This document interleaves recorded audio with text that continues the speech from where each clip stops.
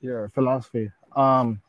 You said There to isn't just live off there the isn't earth. one single overarching thing. It's a lot of pieces. I mean, I'm very interested in sustainable agriculture and not using irrigation, for example. So that's part of it. Another part of it is architecture and building buildings that don't need an energy input. Um, so you've got agriculture, architecture, and like it's an energy systems. So I live with about 340 watts of panels to capture energy. That is almost nothing. People have that on their RV, you know. And so a big part of the philosophy then is extreme conservation, not needing so much stuff and so much resources to live. So, for example, I don't have a refrigerator, and it's entirely possible to live without a refrigerator. 100 years, everybody did.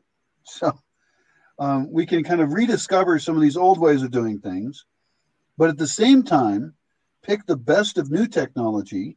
You know, like I'm using a laptop here. You know, I'm not a luddite. Exactly. That's why I don't understand you because you're still using technology, Hmm. but you want to be off the grid. I Sure, mean, that's what I'm it's trying a to ask you. mix. That's what I'm trying to ask you. What's your end game? And Well, my I end still have, game is to I still die haven't with a got smile. I still haven't got an answer from you. Yeah, my end game is to die with a smile on my face, knowing that in my lifetime I still I not had an, some benefit to the world. it's still not an answer though. I don't. Okay, well, okay, whatever. What kind of answer are you looking for? You're looking for like a labeled philosophy? Yeah, of course. Well, Isn't everybody? I follow some permaculture principles. Are you like a Buddhist? No, not really. I Are you think Buddha atheist? was interesting, but Are you atheist? I don't believe in a higher big guy in the sky type thing. So you're No, not. So you're not even a theist. I'm not a theist. Wow. I don't. I'm trying to peg you and I can't peg you. Well, you can peg me in a couple different ways. That's fine. But as far as an overarching thing, I mean, No, I can't peg you in a couple of different ways. I gotta peg you. If you're a square, you're a square. If you're a triangle, you're a triangle. If you're not, I can't peg you in a couple of different ways. yeah. It I'll tell doesn't you, a matter. lot of the time I'm a hermit. A lot of time I'm alone.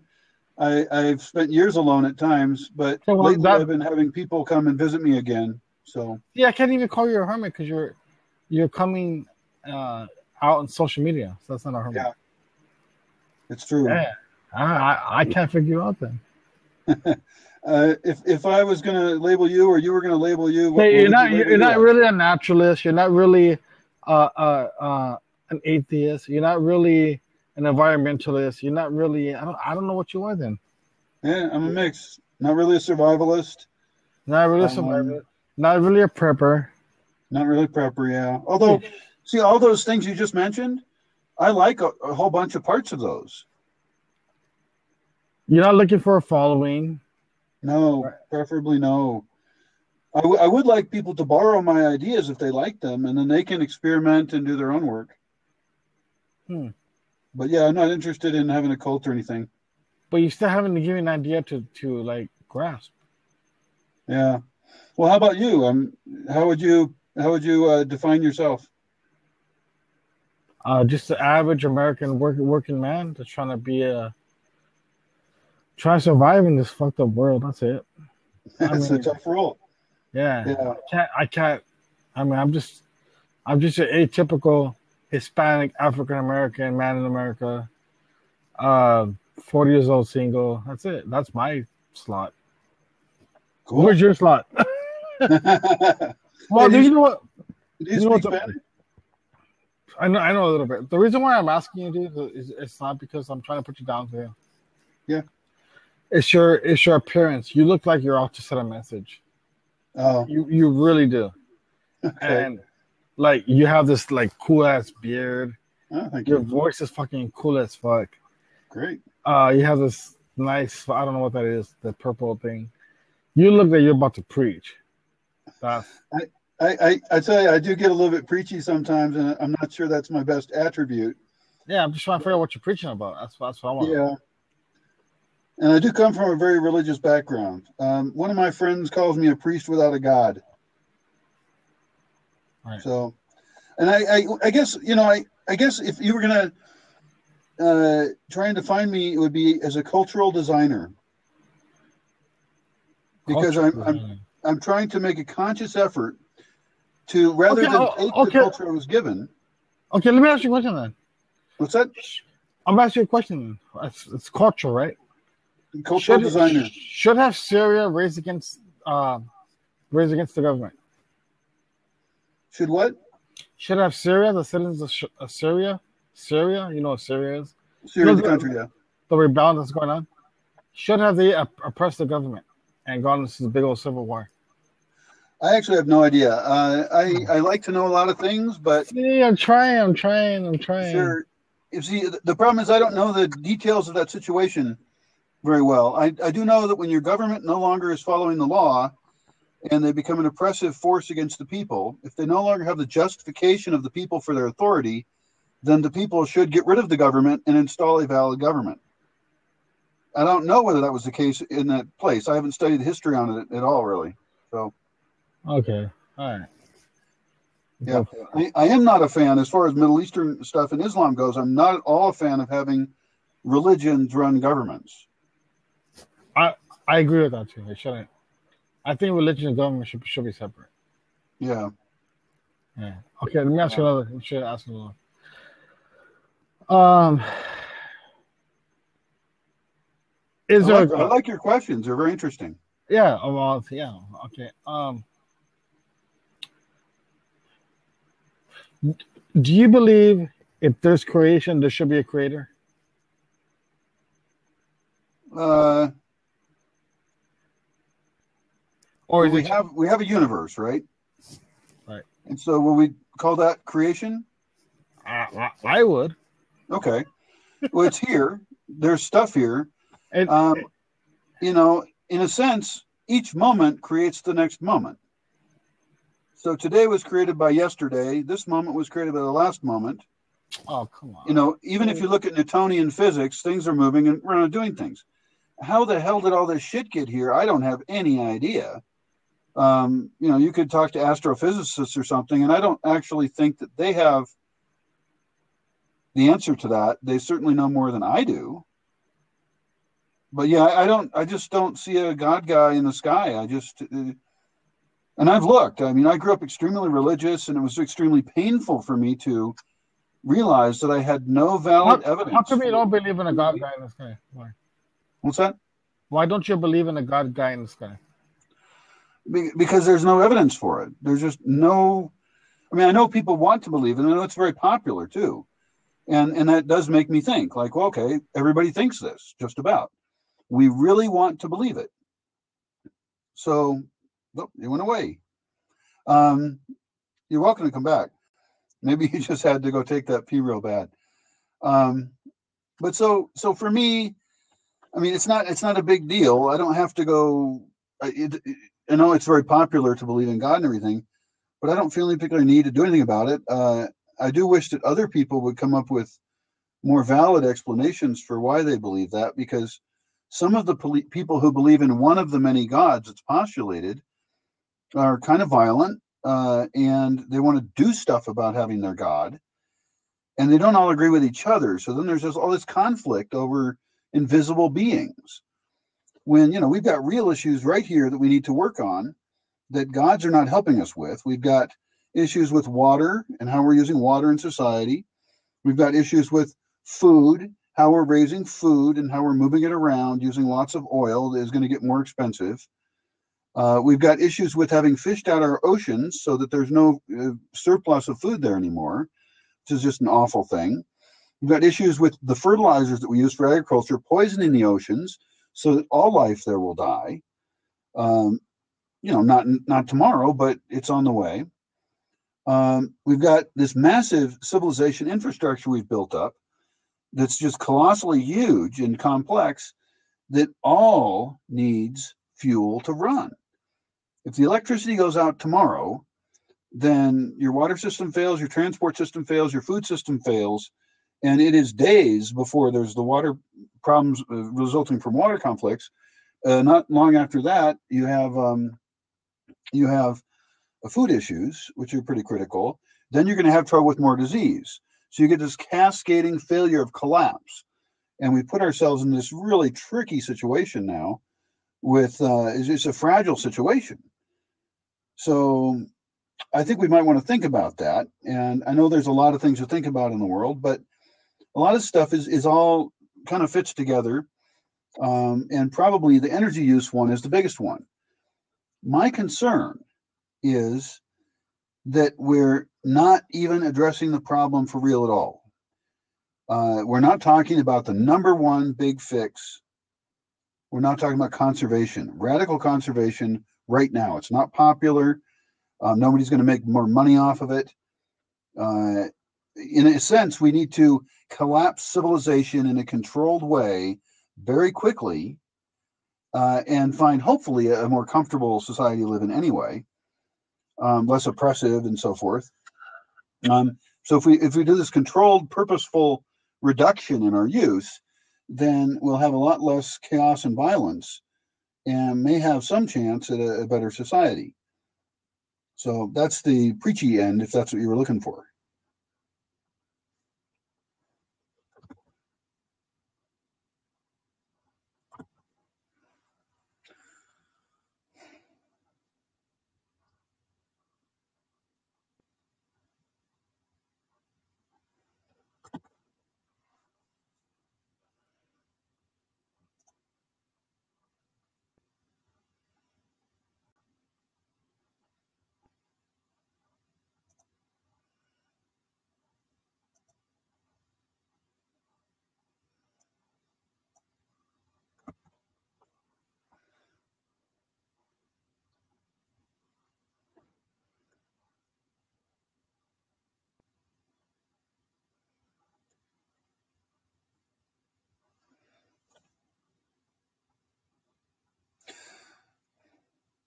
So I guess along with all of that, I don't really have a very simplistic view of what our problems are or how we can get out of them.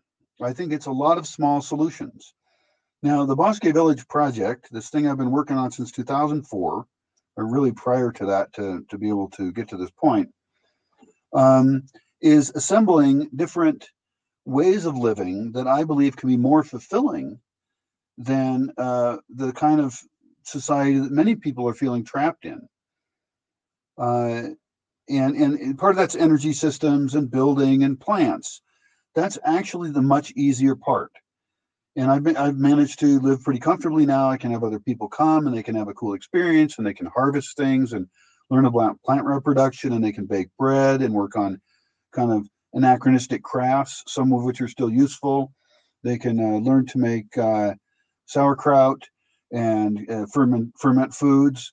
They can learn to dry foods. So these things are all useful and interesting, but even if we solve the agricultural problems, the energy problems, we still have the human problems. And that's what I'm facing now as after years of being alone and having different groups come in at different times, now I'm looking at needing to define cultural systems that we can live in and actually do that in a sustainable way. That's a trickier problem than it sounds like. And you'll find a lot of community efforts, attempts to make a community, fail very quickly for very standard reasons. I think people are very idealistic about it. What happens is that people decide they want to break away from the corrupt, oppressive systems that they're experiencing in their lives. And that's cool, that's great. But they kind of end up throwing out the baby with the bathwater. They throw out the idea that we need, rules, that we need hierarchy, and they throw out a lot of things we've learned as a culture that work. And so then how do we start to differentiate what the real problems in society are? And if we're going to come up with alternate tribes, like neo-tribalism type stuff, if we're going to create new types of families, new types of towns, how do we do that? Which parts do we pick that we need and which ones do we not? And of course, the good thing is we've had many decades of experiences with this. So people have had, attempts at communes. They've had kibbutzes. These are fairly modern. In the 1800s, there were a whole bunch of communal type societies existing, usually based in a cultural group, sharing a language, almost always spiritually based. You see lots of intentional community efforts, almost all of which never really get off the ground and fail after that if they do. I believe strongly that those failures happen for a very set group of reasons, and that we can diagnose those problems just like a doctor would diagnose a disease. And I think we can try and drop some of the happy illusions that make us feel good. Like, a very common one is, let's just get all the good people together and then it will work out great because it's natural law and everybody will be nice and responsible. That's just utterly ridiculous. And anybody who's actually been involved in creating group settings knows that that doesn't work. The good thing I've done here is I've set up an infrastructure, and that's been difficult enough. Now, setting up a cultural infrastructure. For example, how do we eat? That is a basic, important cultural decision that has to get made. And so I'm making those decisions. What ingredients do we use? Why do we use them? What is our daily cycle of eating? What is our weekly cycle of eating? What is our monthly cycle of eating? How do the seasons affect our eating in terms of what we can grow and harvest locally? What are we willing to buy or trade for, and why? What foods do we not eat because they're actually unhealthy and poisoning us? I mean, as a society, food is just a horrible poison the way we're using it. It funds things we don't like. It funds slavery. I mean, where does your chocolate come from, the sugar we eat is horrible. We have obesity. We cause our own sickness and death. So the good thing, the optimistic thing there is that we can actually take total control over that. It takes some work. In my case, I'm actually making a spreadsheet I have the spreadsheet now, of all the different ingredients I use. And occasionally I'm adding another one. And then I want to figure out what is the best way to use that ingredient. For the fresh foods, we should eat them generally fresh. What can we grow here? With what amount of labor and resources? How much water does that need? Because I'm against irrigation. Then what's our local source we can get that from? And how can we trade for that or pay for it with some other means? What things are we willing to buy that come from far away, even though we can't grow them, but they're not using a very big energy footprint? Like, we want turmeric. So let's get turmeric. It's dry. We don't use very much. It's not the biggest cost. You look at something like coffee. Well, I'm starting to grow it here, but it's going to be a slow process of actually getting that going. So I can find it in the state growing. So I need to find a farm that I like and get to know them, people I like, buy it from them wholesale, and that could be a good solution. So every ingredient on that list has to be considered about what's the ideal way to use it. Is that micromanaging our lives? Of course it is. And I think that's exactly what we have to do. We have to drill down into every detail of how we interact and why. All of our ethics, how we use every single item, what we purchase, what we don't purchase, and make very conscious decisions about our lifestyle. An example of that is the Amish, who I have great respect for. I don't wish to live like the Amish, but the Amish, for those of you who don't know, are a group of people who live making conscious decisions about their technology use. In general, they are using much less technology than we're used to. And so we might not want to choose that lifestyle. The thing I respect about it, though, is that they're making conscious decisions about what effect the technology has on their lives and their families and their communities, instead of just taking whatever technology. So, and that's not entirely a top-down process. For example, a community might decide we'll have one telephone in our community, not even in somebody's house, and that's because it's a tool that we can then use, and we don't think that one telephone will mess us up too much. Whereas in a society that I'm living in, that you're probably living in, we're making decisions about how to use cell phones. Is it polite in a social setting to just suddenly tune somebody out and go focus on your cell phone? Well, as I'm having people visit me sometimes now, I'm deciding that I think, and a lot of other people seem to be upset about the use of cell phones. It annoys them.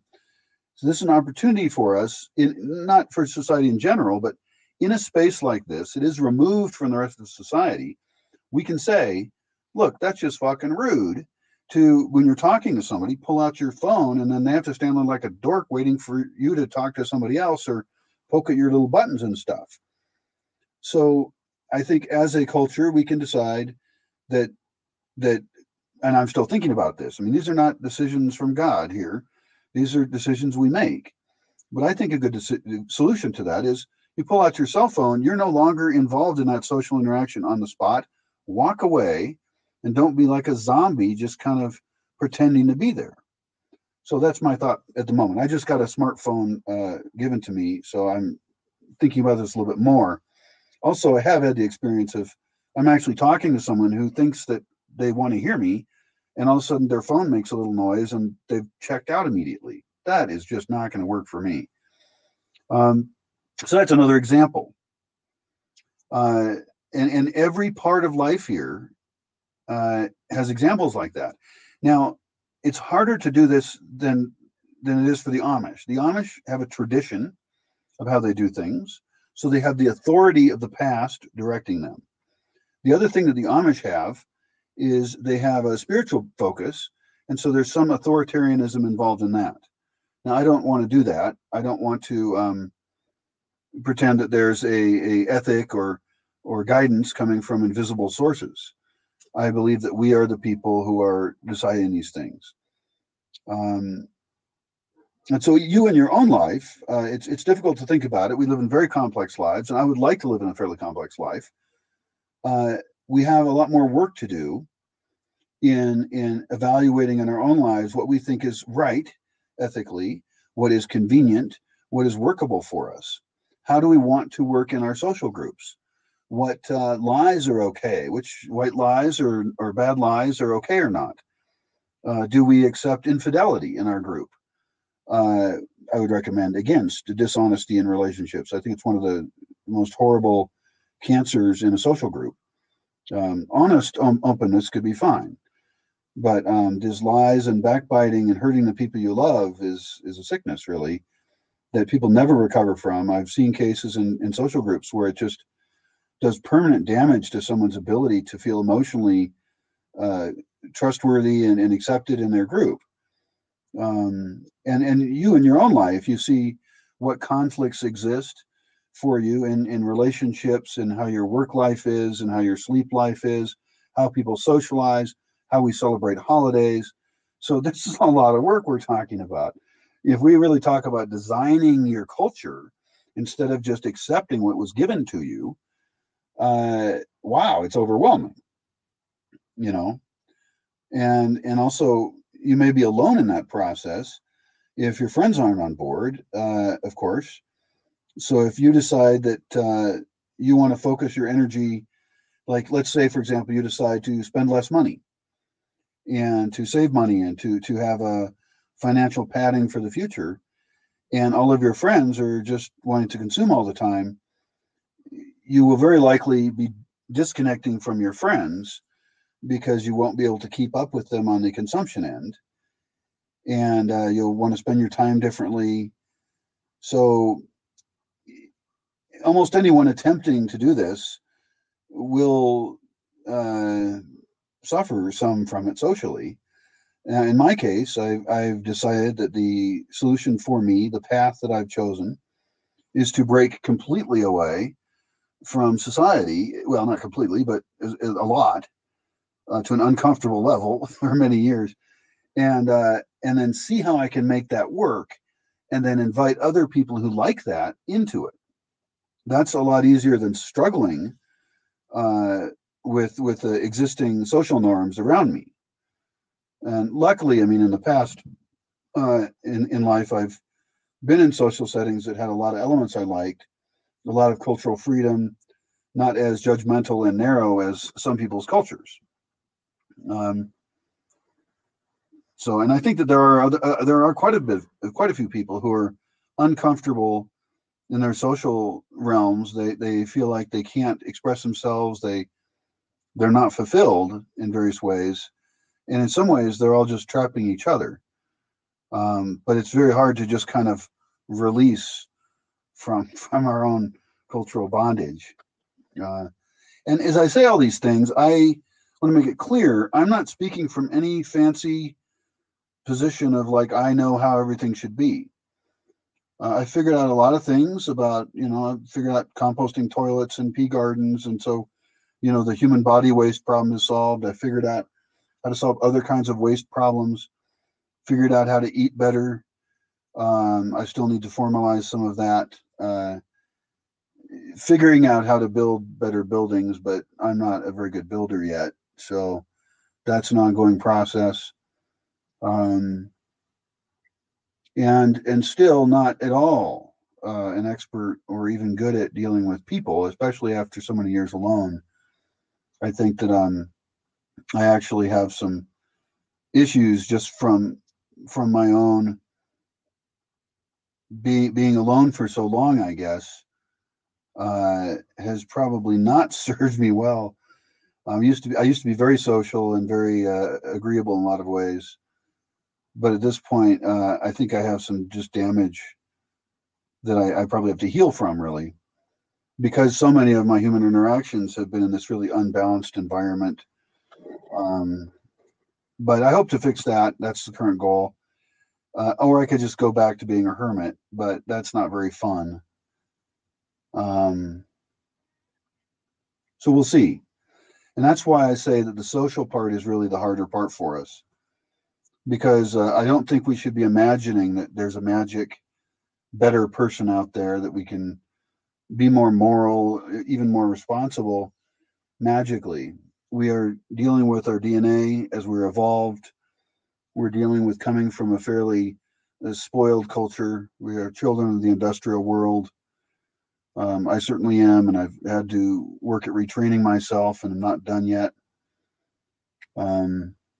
We have conflicts resource conflicts that are really artificial in some ways, and others that are very real, and that we're looking at a future without an easy energy source. So we are pretty much screwed, regardless of what anyone says, So it's tricky stuff. And over on the right there, I have a link to some topics about this project. So if anybody wants to check those out, then we could talk about whatever is interesting to you. I see you there, Jens. Evolved photography. Sounds cool. You're welcome to join in and chat about whatever part of the project you're interested in. As far as photography goes, part of the project is to document the project.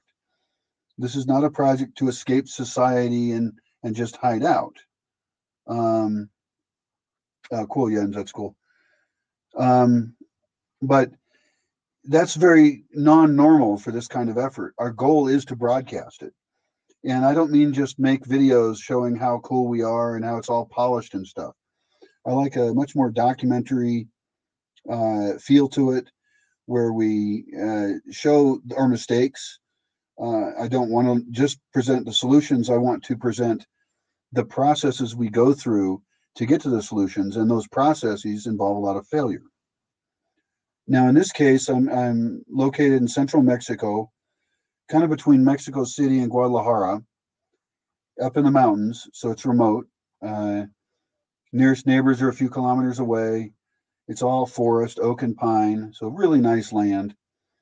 And that gives us a space to be removed from everything while still connected via the internet to broadcast and share our experiences. When you look at the space, then, I think of it almost as a stage or a laboratory stage kind of thing, where some of the people who come here will be working on energy systems, and they're working on solar ovens. We have a really big one in progress right now. And other people will be coming here to work on the cultural aspects of art and music and performance. And they can be promoting their own work as they do that. So we can be photographing, broadcasting. And I'm interested in, as far as culture goes, this is another aspect that I think a lot of people don't think about when you think about designing a new culture. People are thinking about how can we produce more energy and all this stuff. But I'm interested in taking back entertainment because largely our culture has been sold away from us. Before copyright law happened in the last couple hundred years, anybody playing a song, somebody else could just copy it. That's cool. You own your own culture. So you get your wandering bard. He comes into a town and tells a tale, and then, the other people hear it, and then they alter a little bit, and then they sing it too. Right now, what we've got is a situation where all of our music is owned by someone. That's a terrible thing. I mean, you can't even sing happy birthday and then upload a YouTube video of it without violating somebody's copyright. So there's solutions for that now.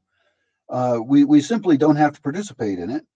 And I'm not going to fight that system. That's cool. If artists want to do that, that's great. But I'm thinking about things such as Creative Commons, for example, where it's a different licensing structure that people can create something, release it, and allow the use of it. This could even promote their commercial work. And the whole world gets richer because we can start to have music that we actually own again. So you look at the alternate copyright structures, including just giving something to the world, making it public domain.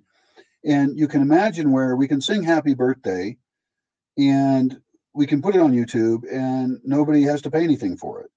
We can have a wedding song that isn't owned, the wedding march. We can restore, we can get back all the songs that were before copyright happened. As far as some other pragmatic things, the land is currently here owned by me, and the decision-making process is completely dictatorial because I'm the only person invested in it. Right now, I'm living here as a hermit for the moment. I just had some people leave 2 days ago, and I've had various waves of people come through. All of those waves of people have been experiments in how things can work here. So pardon me. So I've been experimenting then with a lot of larger aspects of how to have people here, but a lot of it's minutia too. I'm getting down to things now like how we deal with waste, people's individual waste. And I don't believe we're even going to have garbage cans here anymore. If you bring waste in, you bring it out. And also, of course, there's a lot of waste. We've developed ways to use. So, for example, plastic bottles we can use, glass bottles we can use, paper garbage we can compost or burn. So that really what we end up with is just garbage that's kind of little plasticky weird shit from people's packaging from cookies and things, and they should take that out of here. We're looking at how the water system works. It's a really big property, so it's like over 80 acres. So there's some differences that people experience when they come here because I did plan the buildings to be fairly far away from each other. So some people love that if they're used to hiking in the outdoors. For other people from the city, it's actually a huge shock. And they're scared, many of them, because it's dark and it's nighttime. They get over that in a few days, a few nights. And other people have a hard time walking on the uneven ground. They're not used to it. And they get used to that after a bit. So yeah. And as far as the programs we have here, we have permaculture training. People can get certified here. I can teach permaculture. But it's not really just a permaculture project. There's permaculture gets defined two ways: permanent agriculture or permanent culture. And what you'll find is that most of permaculture is focused on the agricultural end of things. And I partly think that's because that's the easier part. And certainly it's important. I use a lot of permaculture principles here. I use swales and composting and tie one system into another, have chickens and rabbits and all these things. But I'm also interested in permaculture as permanent culture, meaning a sustainable culture that can actually survive over time. Uh, and part of that is bringing the culture back to us, to our control, because so many things have become so centralized that we've lost control of that. Here, as far as energy systems, we're off the main energy grid electrically. We have solar power. We're off the water grid. We don't get outside fertilizer. We don't use outside chemicals. But there's still plenty of things we still get from the outside. I buy my shoes currently. I don't know how to make shoes yet. I know how to make rabbit hats. That's great. One more thing down that I know how to do. Um, and so we're just kind of knocking down the issues of what we do accept as a centralized thing we need from the outside and which things we can do here. As far as how people can participate, I got to take a breath here. One sec. I'll be right back. That's a lot of talking. So hang in there. I'll get to your question, Evolve Photo Co.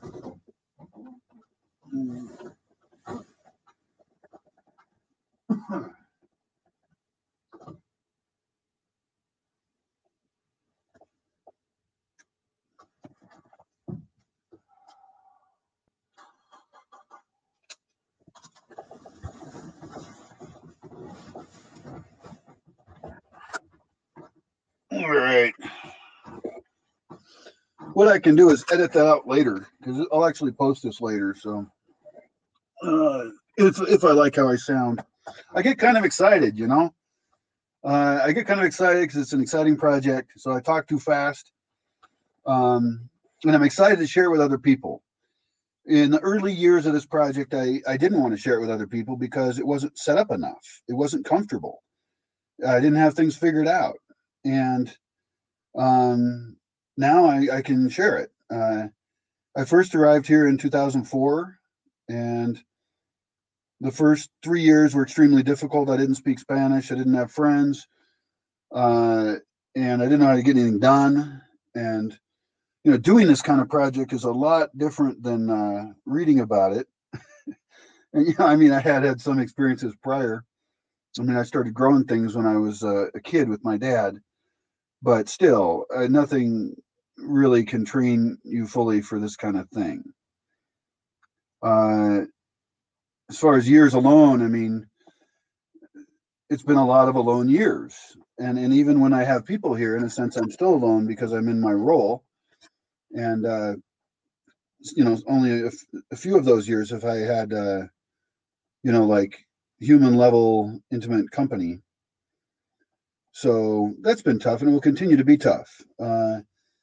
At this point, what I'm looking for is people who can participate longer term. I've had a lot of very temporary visitors. They come through for a week, 2 weeks, a month, 6 months sometimes, but ultimately they're just passing through. And I get Europeans and gringos and stuff, and they're cool people, and I'm glad to provide them some amazing experiences. But I need stable people here because otherwise, when people come through as essentially tourists or students, then it's all on me and it's tiring and I get grumpy. It's not good. So, but now I've got a good enough system where other people could come in and they could be benefiting in their own ways.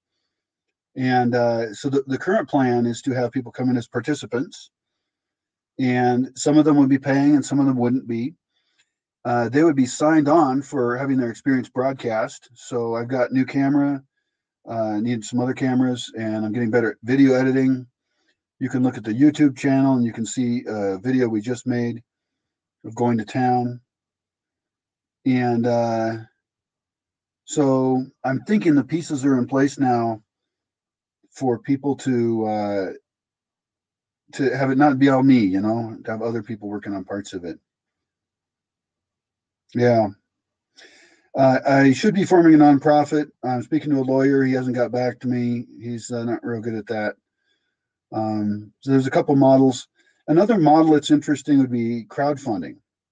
And so I'm looking at Patreon and that kind of option, because then the people here wouldn't actually be involved in funding it. I wouldn't have to charge them. Might still charge some to others, and and so I like that idea a lot. And it's partly I have an issue with asking for money, that it makes it very difficult for me. I'm a very independent person, and it seems like a failure to me to ask for money. On the other hand, I've had people for years telling me, well, how can I help? And a few of them have actually sent like $50 and stuff. And so I should allow them to be part of the project. I should allow them to fund it because they would like it. And then I could feel good if we're producing enough actual value, if we're producing designs that we release as open source that other people can use, because some of the things we built here are great. I mean, the composting toilets along with the pea gardens are the solution for human body waste. That's it. There's no fans, there's no chemicals, there's no solar panels. It's simple, simple, simple. It can work in Africa, it can work in Latin America, it can work in the United States, it can work in Seattle. And so that, along with some other, things like ways we're solar cooking, ways of turning old satellite dishes into ovens, a lot of small solutions. And I think that if we're broadcasting that, people will be entertained, educated, and inspired, because so many people are now talking about this stuff. So many people want to do this. And I hear this from people. They say, you're inspiring and all this stuff. And I'm just like, I'm tired, So if I could fund it, then I would be able to have people involved who wouldn't have to worry about the money aspect, and they would also be driven. It would not be an easy place. I'm not interested in having a party here. There can be some partying. There has to be. That's fun. But I want people to really work their asses off here. I want this to be an intense experience where they're most productive, and I want them, especially if people are actually funding it, then we need to serve those people who are funding it by making sure we're really producing something of great value. To communicate the place better, I do need to make a better video tour. I recorded one the other day, but I didn't like I didn't like some things about it. And so as far as touring the physical space, that's not a problem. I've got tons of pictures online already. And so I think that is the real solution at this point, is communicating via video. I have written a lot about the project. If you look up Bosque Village rain catchment, Bosque Village composting toilet, you'll find stuff I've written. But most people don't read. It's just not that compelling for them, I think. And so video is the real solution. So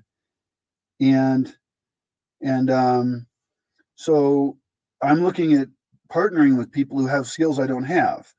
I'm, a semi-useful person in many ways, but I'm not able to actually functionally do all of this project. It's essentially like building a small town.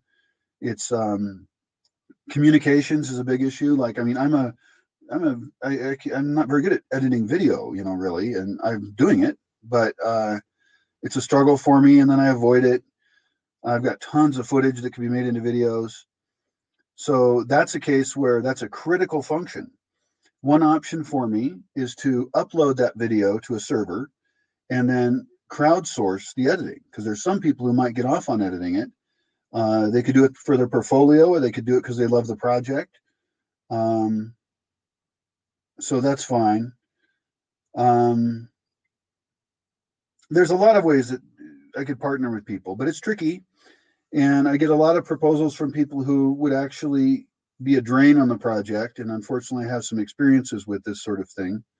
So I'm not very idealistic anymore about just accepting anybody who says they want to have the magic lifestyle in the community or something.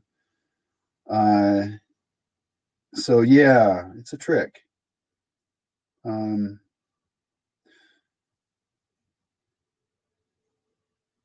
Anybody who wants to join the Blab is welcome to. Evolve Photo Co. Also, let me post a couple links here right now. I'll post a link to first the Facebook page, which is a great way to track the project, because I'm catching up on posting photos up there. And so here we go. There's the Facebook page, so you can like that. Good. I'm glad you don't need utopia. I love utopian ideas, but I don't have a lot of belief that it's all just magically perfect. I expect things to be tricky. Here's the YouTube channel. And on that YouTube channel, I'll post a link to one video we just recently did.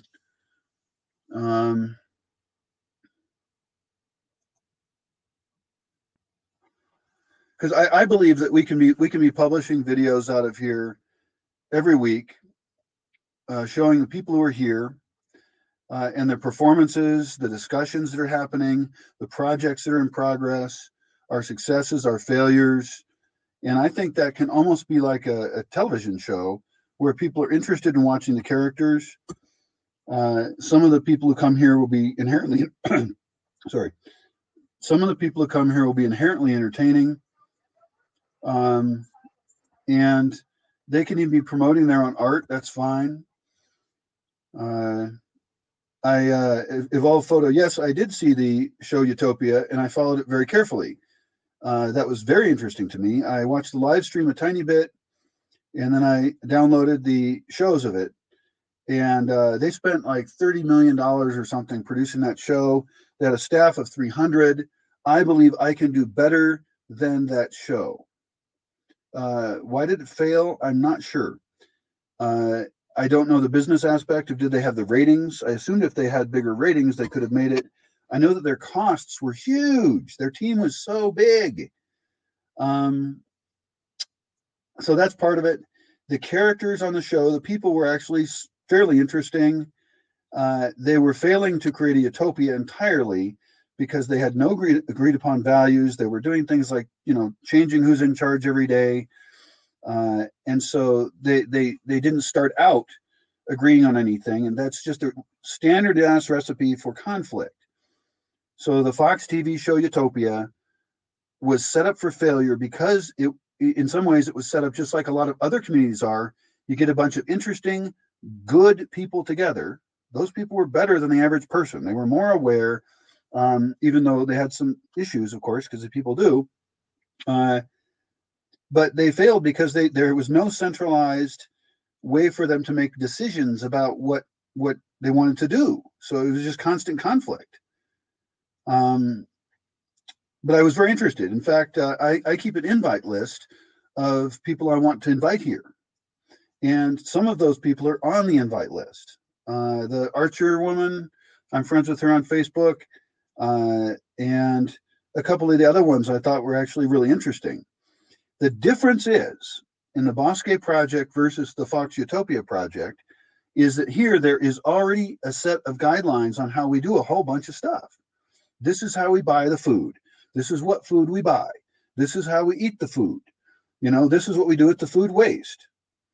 And food, I just mentioned food as a primary thing because the kitchen is always one of the biggest sources of conflict in any community.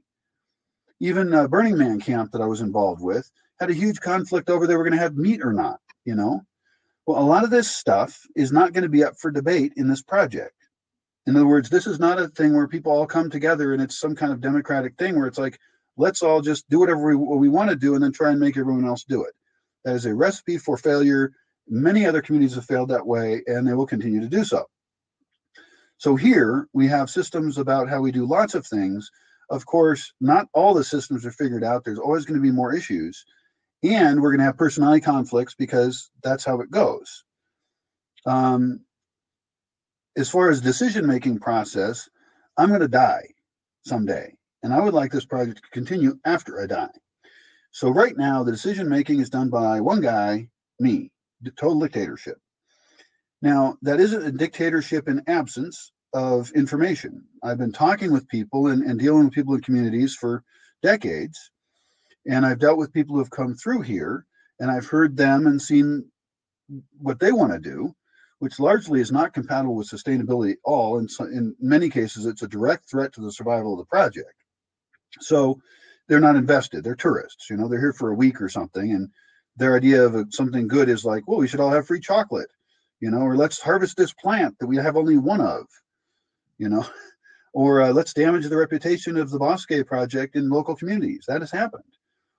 So, so we want to move from dictatorship of Brian to increased involvement, invested involvement by people who are in tune with the culture as it is, who like it, and then increasing their control over time, and in fact their legal ownership over land as they're invested and so forth, and growing that until by the time, well, there's some stages in there, by the time I die, there's no breaking continuity. There's a party for the people who are sick of having me around, and there's a party for the people who are celebrating my life.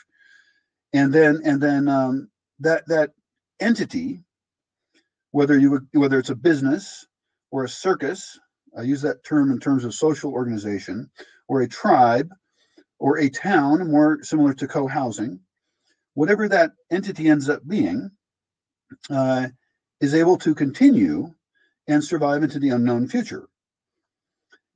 If that works, if that over the next 20 years, or I don't know how long I could have a year before I die, I could have one day. Hopefully I've got at least 10 years. So if we can get it there, then even if it's not perfect, and it won't be, even if it doesn't survive forever, then other people will see the things that worked and didn't work, and they can copy them. So the most important function of this thing isn't necessarily to create something perfect that lasts forever. It's to create a model that causes people to think, that causes them to experiment in their own lives, and to be implementing a more sustainable life, a more fulfilling life in their own communities, whether that's in an urban center, whether that's in their work environment, a little trickier,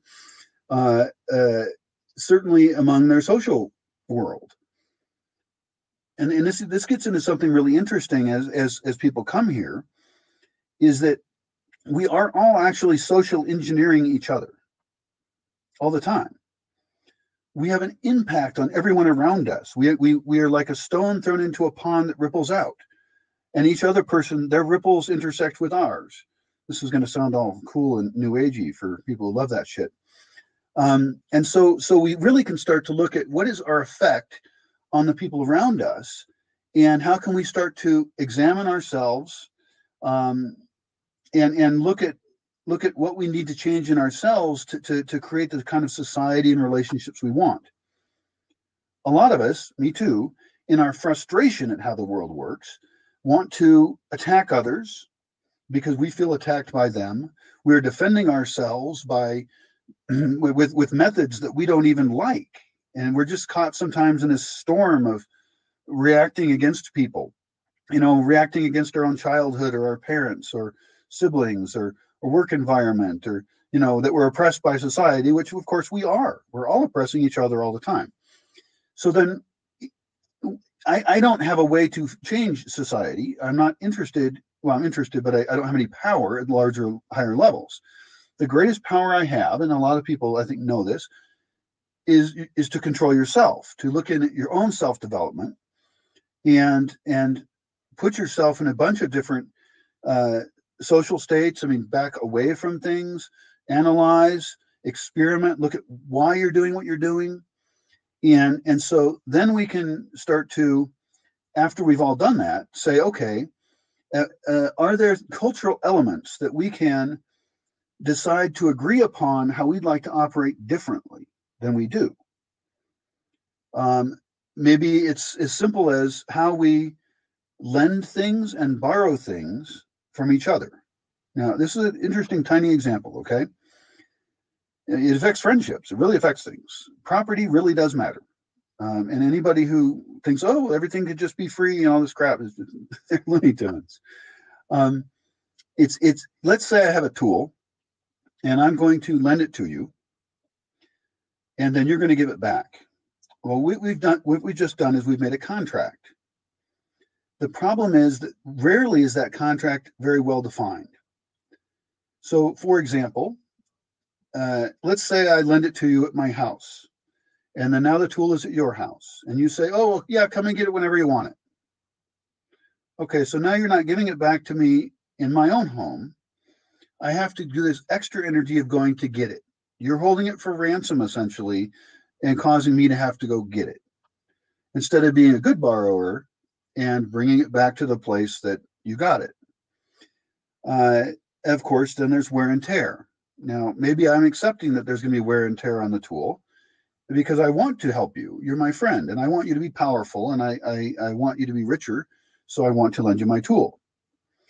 What happens when you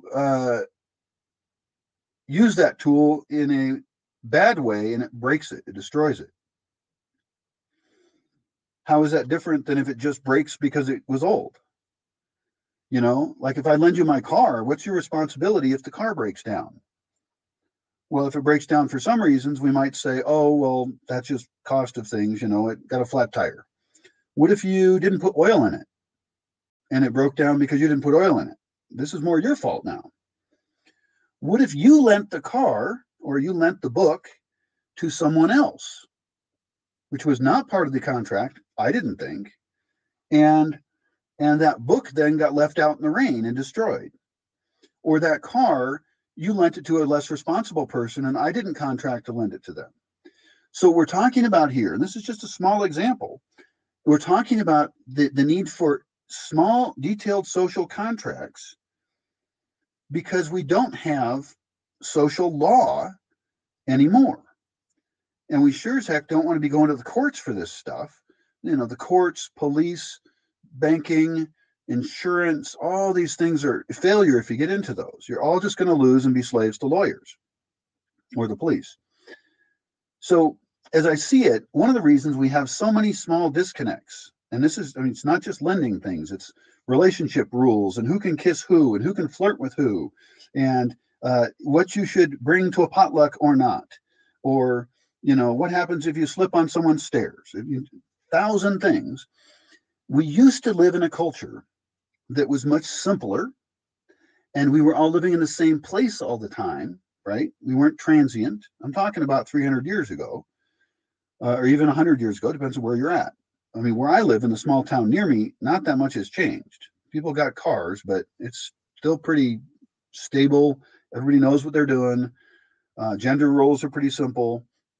And so now we live in a culture that's in many ways much richer. Like I wouldn't want to go back to the gender roles being as fixed as they were, but we live in this richer culture, but nobody knows what the contracts are. So we don't have social enforcement. I mean, there's some things we never did have good social enforcement on, but now it's just this chaos of all these different possible cultures. And that leaves us prey to selfishness because it's easy to then borrow things and not give it back and, you know, do this or do that. We're all living by different ways. We can be non-punctual and not give a fuck. We can be damaging people all around us. And then people will gossip about it and say, well, that person's bad and that person's bad. We don't even know what good is anymore, right? We don't know what a good system is in any sense. So we're lost in this just myriad of conflicts, a Gordian knot, you know, of conflicts. So my belief is, and who knows if I'm correct on this, but that we got to drill down then. Well, first of all, in my case, I'm simplifying radically. I'm removing myself from the city. I'm removing myself from a social world in which you can't just start implementing agreements very easily. You can't just have a party and say, hey, let's figure all this shit out. We're going to make all our decisions about how we're going to do things now. That's tough. Good luck. You should try it. But maybe bit by bit we can do it. But in this case, we've removed ourselves and we're in a forest, right? And we can say, okay, these things are decided because of these are the rules in this space. These are the cultural mores and ethics in the space. This is what we leave where we do. This is how we put things back where we got them. This is how we talk to each other or we don't. And in this, I mean, it almost sounds at that point religious, but hopefully without the dogmatism of invisible people telling us what to do, and hopefully even without a dictator like me telling everybody what to do. This has got to get codified, written down, and not just be coming from some bully. Because you'll see, actually, if you study, and I've studied a lot of intentional communities and various communities, very often a personality is actually running things. Even in times where it looks like consensus decision making, it's actually the powerful people, the people with more monetary resources, very commonly, of course, the people who are better able to manipulate people. That's so common. The spiritual people, who I definitely don't want running things because they're just making shit up and using invisible people to justify it. Or cultural kind of narrow-mindedness. And this is very common. The more narrow your culture is in your community, the more likely it is to survive. And you can be pushing everyone into a way of speaking, a way of dressing. This is one of the other reasons spiritual communities do so well. Of course you dress this way. Of course you speak this way. And you eat this way, because that is the spiritual way. That is the religious way we follow. I'm proud of myself for having done what I've done, but I won't feel happy until it reaches sustainability without me. Also, I'm tired. This is a very annoying role to be in sometimes.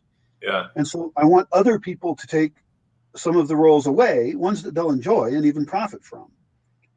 So you're not all against profit motive. You're coming up. Profit is good. Yeah, you're coming up on 12 years in. Are you as far along as you would hope in terms of community, not in terms of like planting and No. I think, of course, people always underestimate any kind of big, strange project. Yeah. Especially a project that has no model to follow. There's been some successes that are fun and cool. And there's been a huge bunch of challenges, some of which I can talk about and some of which I can't. Yeah. But no, I had no idea that I had moved so far away from my friends. I had no idea how difficult the transition from urban to rural, because I came from Seattle. I mean, I wasn't born in Seattle, but I come from a very urban environment. Lots of women and hot tubs and drugs and fun and parties and costumes, and I come out and live in the middle of the woods. That's a significant adjustment to make. And then to a different culture, which is significantly different, rural, and language issues. We got somebody else who wants to join us here. Hey, Joe. So that's a pretty extreme bunch of changes. So no, I'm not as far along as I thought. But what's good is that my core vision is still the same. And if anything, I'm more committed to it than I was, because for a while I got distracted by the idea of doing tourism more. And I found out I don't want to be in the tourism industry at all. I don't even like tourists. Right. And I don't want to be in the retreat business, although I would still be willing to with very selected retreats. Hey, Brian, I'm going to jump out. Thanks so much for your time. I followed you. I'm going to keep an eye on this, see what's going on. I think it's awesome what you're doing. Cool. And I'm very interested in input specifically from guys like you who are thinking about this kind of stuff. Yeah. So, definitely check out the YouTube stuff, write comments on there. Contact me through my website if you want to have deeper private conversations. Okay. And I'm going to really be working on putting more out there so people can see what's going on. What do you think, David? What's up, Jens? How's it going? Good. How are you? What do you think just so far from listening to this? Well, I mean, I guess my core feeling underneath all of the details is like, I've always, for, I don't know, like 10 years, I just wanted to get away. I live in the Phoenix, Arizona area, and I don't like it. I don't want to be here. I want more space. I want more peace, more quiet, more solitude, time to think, less distractions. But I still want to be able to do my work, which is web development. So, yeah, it's just kind of like a journey. I'm getting more serious about it now, about like looking at like real solutions, to a place where I want to be, where I can function. I reached this wall though, Brian, like, I just know how I am. I know there's just certain creature comforts that I think would be too much of a shift for me today. Maybe 5-10 years I can do what you're doing. But well, I'll say this, David, it's getting easier and easier to be comfortable off the grid. Solar panels are improving. A lot of systems that used to be more difficult, they're now getting better. Mm-hmm. So, How did? All right. Adios, dude. So nice to meet you, Brian. I'm Nice to Jens. meet you. It's been a pleasure listening to you so far. And hello, Joe. Well, so I was just curious. I joined late to the Black, and I was just wondering if you could give me a brief rundown of the new culture, or the what was the specific name of it? I'll give you the quick synopsis here. Thank you. The place is called the Bosque Village. It's located in Mexico, between Guadalajara and Mexico City. It's in the highlands, so it's all forested. It's all pine and oak trees, which is not what most people think of when they think of Mexico. I showed up here in 2004 and started building and planting, and I've learned a lot since then. It's been a long process. And then I've hosted people. I've hosted, I don't know, it's hard to count them. I haven't kept very good count, but probably 1,600, 2,000 people, something like that. Some as volunteers, some as guests, some for a short time, some for a long time. And so that's where I'm at now. What I spent a lot of years as a hermit in between the times when I've had people. And I'm coming out of the last 2 years of pretty much being a hermit, having occasional volunteers and things. So what I'm doing now is putting myself out there on social media a lot more. This is part of that. And trying to explain what I'm doing. I'm going to post over on the right a set of links to some of the topics that are relevant to this project. So things like composting toilets, living on solar power, food dehydration and preservation, food forest farming, raising rabbits, raising chickens.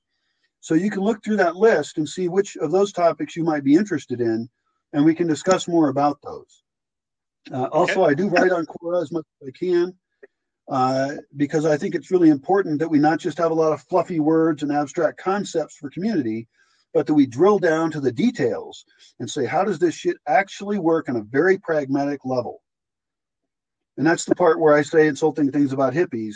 I probably am a hippie, but I want to be a smart hippie, not a delusional, idealistic one. You know, we still operate in the real world. We have to operate with real science, especially if we're going to break away from the existing systems of agriculture, the existing systems of energy. We have to be very smart and very realistic. So check out those links and get back to me with any questions about that you have. Well, Jens, hi. Is that how I say your name? Me? You're kind of audio cutting out there, Jens. Oh, Jens. Okay. Yeah, because it's actually quite interesting. I guess I came with. I guess I came up with also. I guess a bit of a different, I guess, ideal system to live in. I'm not sure if this is like an ideal system or like just like a good base to start off of, with like, especially in regards to sustainability. But just in my head, like I thought a variety of different things that would be like beneficial. Like I guess it would involve everyone together as one, rather than like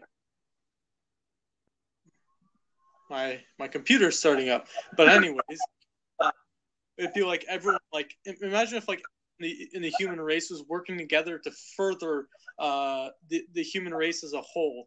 So we're all working together. There's no necessarily like competition. The only competition may be of like ideas, right? Who's wrong?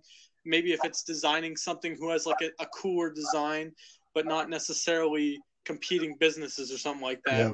Like if like all feel like for I guess there's a single business for each like subject or field or whatever you want to or category, whatever you want to refer it to. But anyways, so it's like basically working together. Also, because I find myself, I keep a very open mind, and it's led to really questioning a lot of beliefs, and like even some things which I think would kind of be like I guess really considered I guess very odd. Like I'm thinking that I question the value of privacy. I think like privacy may not be as important. It's just how we're taught. It's just like, oh well, Todd, oh keep things private or whatever. Oh well, that you don't want to see that or whatever. Like so there's things like that. Even like I guess things of like certain topics of like not being talked about either, whatever they may be. Well, let me it was some concepts surrounding that. First, my initial reaction is the idea that we're going to all be one or work as one doesn't seem to have any merit. It's going to happen anytime soon, even though it sounds cool. On the other hand, with the internet, we in a sense are reaching sort of the hippie fantasy of global consciousness. For the first time, we're actually saying hello to each other. That gives us an amazing opportunity to release from the cultures we were trapped in and actually think together. So I kind of agree with you that we have some options there that didn't exist before. Some other key things here. Privacy is an interesting one. I mean, right now, I am very much in favor of protecting privacy because of the kinds of people and organizations that will use a lack of privacy to totally oppress and control us. On the other hand, and I like to see things in very opposite ways. I mean, I think that's how we get at truth. What if all privacy was just blown away? What if we all knew everything? What if we all just took our damn clothes off and posted pictures of ourselves naked? Nobody would be able to steal pictures of somebody naked and make them feel bad. So that would go away. That's the same argument. We all knew how everybody voted so that we found out what was actually going on. What if all of the corruption in the state, and I don't like talking about politics very much, but what if we actually knew what the government was doing? I think that would change some shit really fast. You know, what if we could no longer commit crimes, and this may be happening because it was too easy to catch people. I mean, it could be there was so many cameras around, you just can't do anything bad. Yeah. And now that's frightening, of course, but it may be that's what happens whether we want it to or not. And maybe it is good. I don't know. Also, in regards to also things of like in my view, a lot of things would be like illegal activity. So like, even like things like doing drugs or whatever. Also an interesting thing which one of the scientists, very knowledgeable in the field of neuroscience, and he was saying people commit like probably but anyways, a lot of people who are in jail typically have like a brain injury, and typically in regards to the frontal lobe, and the frontal lobe has a lot to do with controlling your like impulse controls. Yeah. Let me throw a couple more concepts at you in case you I'm able to hear you a little bit. I just got a new microphone, so I'm still trying to figure out the. Okay.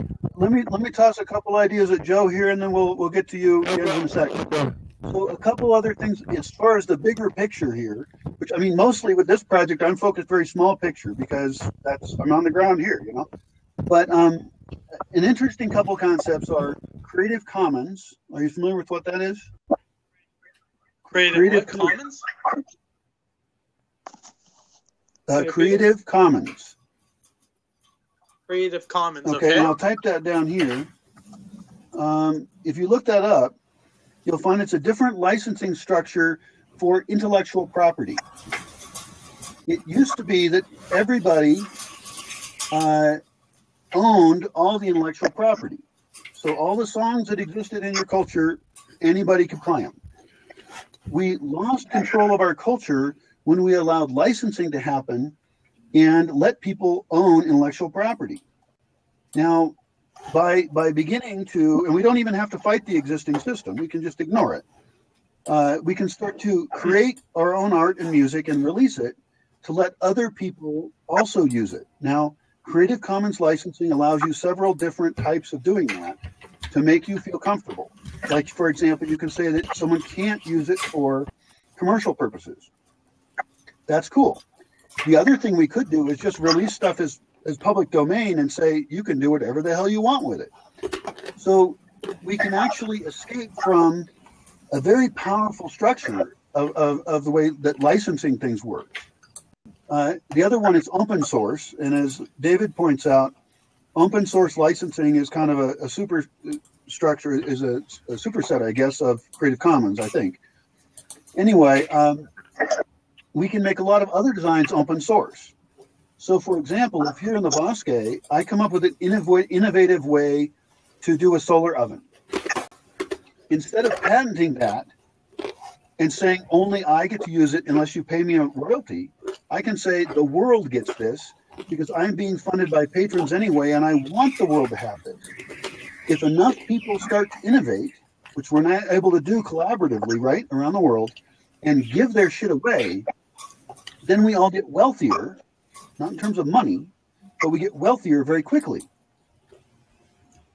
So let's see, I got Creative Commons in there, open source. I think that's all I got for you as far as concepts to stick in your head, Joe, for the moment. But I don't think you're being too delusional when you're thinking about a world in which we are working together. I think that it's not going to happen tomorrow. It's never going to be perfect, but we can head in that direction.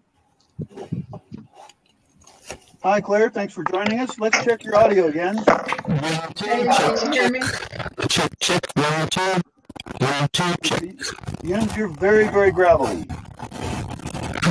It's a bad microphone. What do you mean by gravelly? Yeah, you might want to try just using your computer's mic if it has one. I'm going to switch to Claire for a second while you work on that, okay? Hi, Claire. Hey, can you hear me? I can hear you just fine. Perfect. I'm so enthralled with your conversation, and it is a boy. I'm getting a lot of feedback. Somebody got their mic on and it's so loud. Oh, marvelous.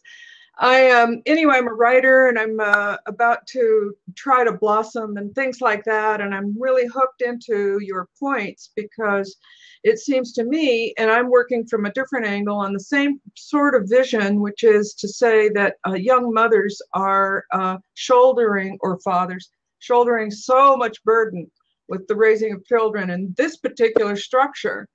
And so in the same sense that we're talking about open source and giving it away, this is so typical of the type of thinking that I'm trying to also bring an audience to. And I'm doing it through young motherhood. And I've got my camera and I got you guys over here, so I can't look at you while I'm talking, so I'm going to turn my head so I can see your face. But anyway, so thank you for having me on. Sure. And so if I understand correctly, what you're interested in is how we raise children?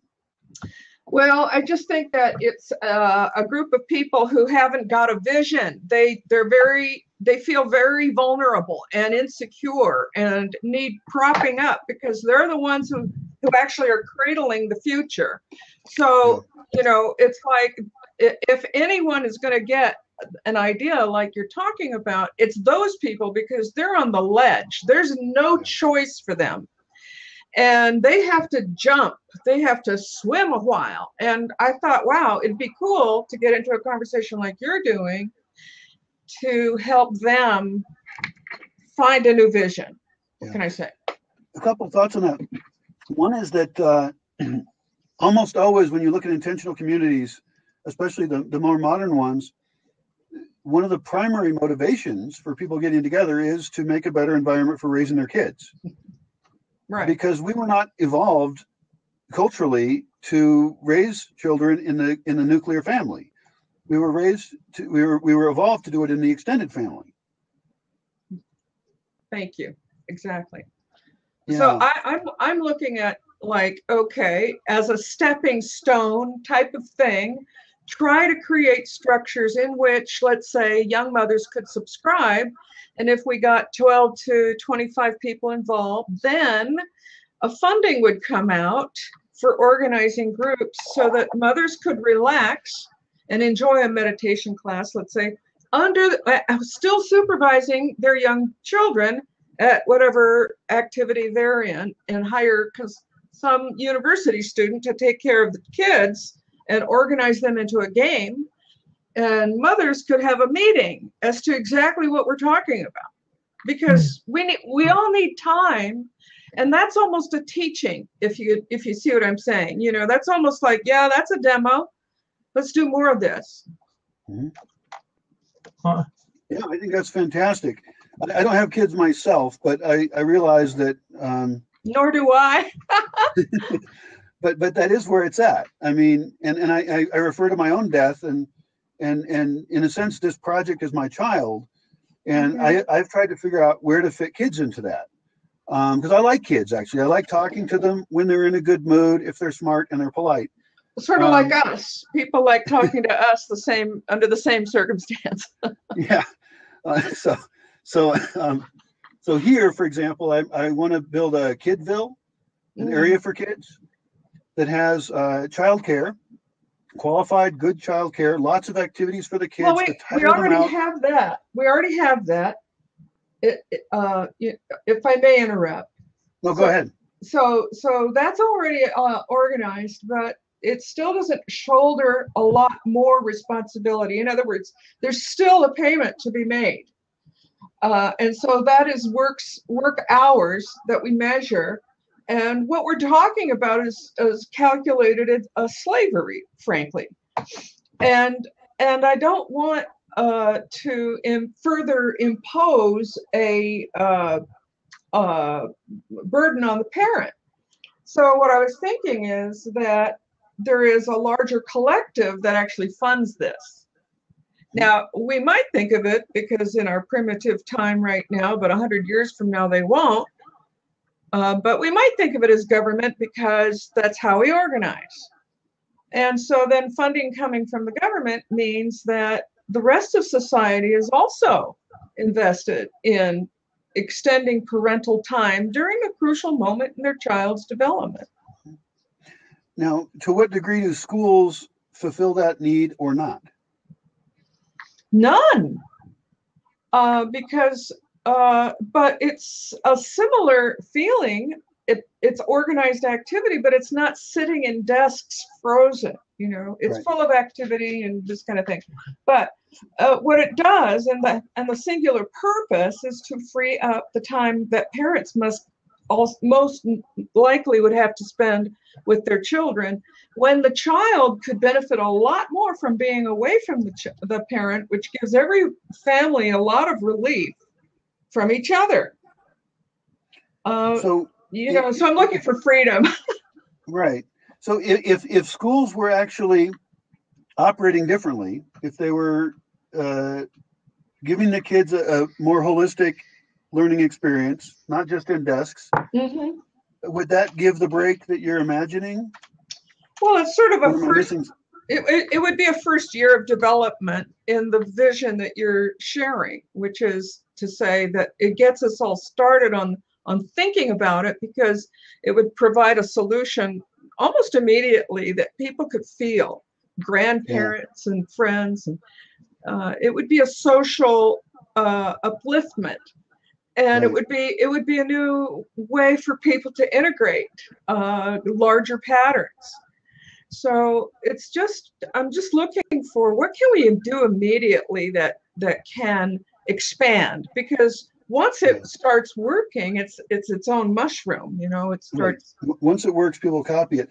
It's almost like we could brainstorm, and this is definitely not my area of expertise, but it would be fun to brainstorm like all kinds of ideas about how this could happen. And I know my friends do it informally, Right. where they exchange childcare.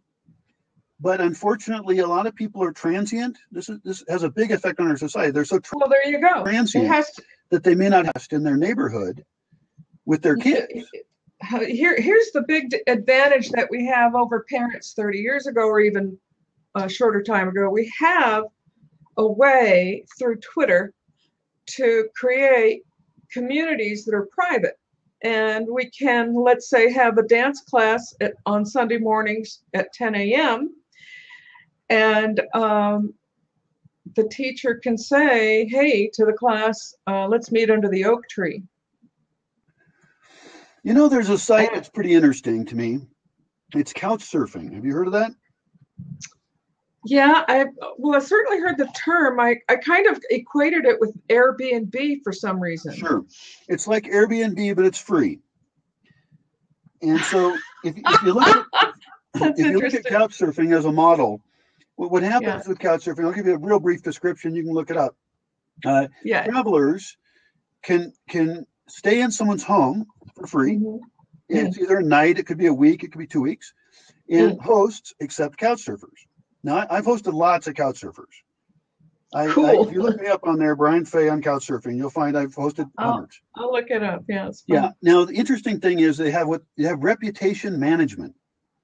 And that's what we used to have in society in small towns or in the Middle Ages, is you knew who people were because people knew them since they were a kid.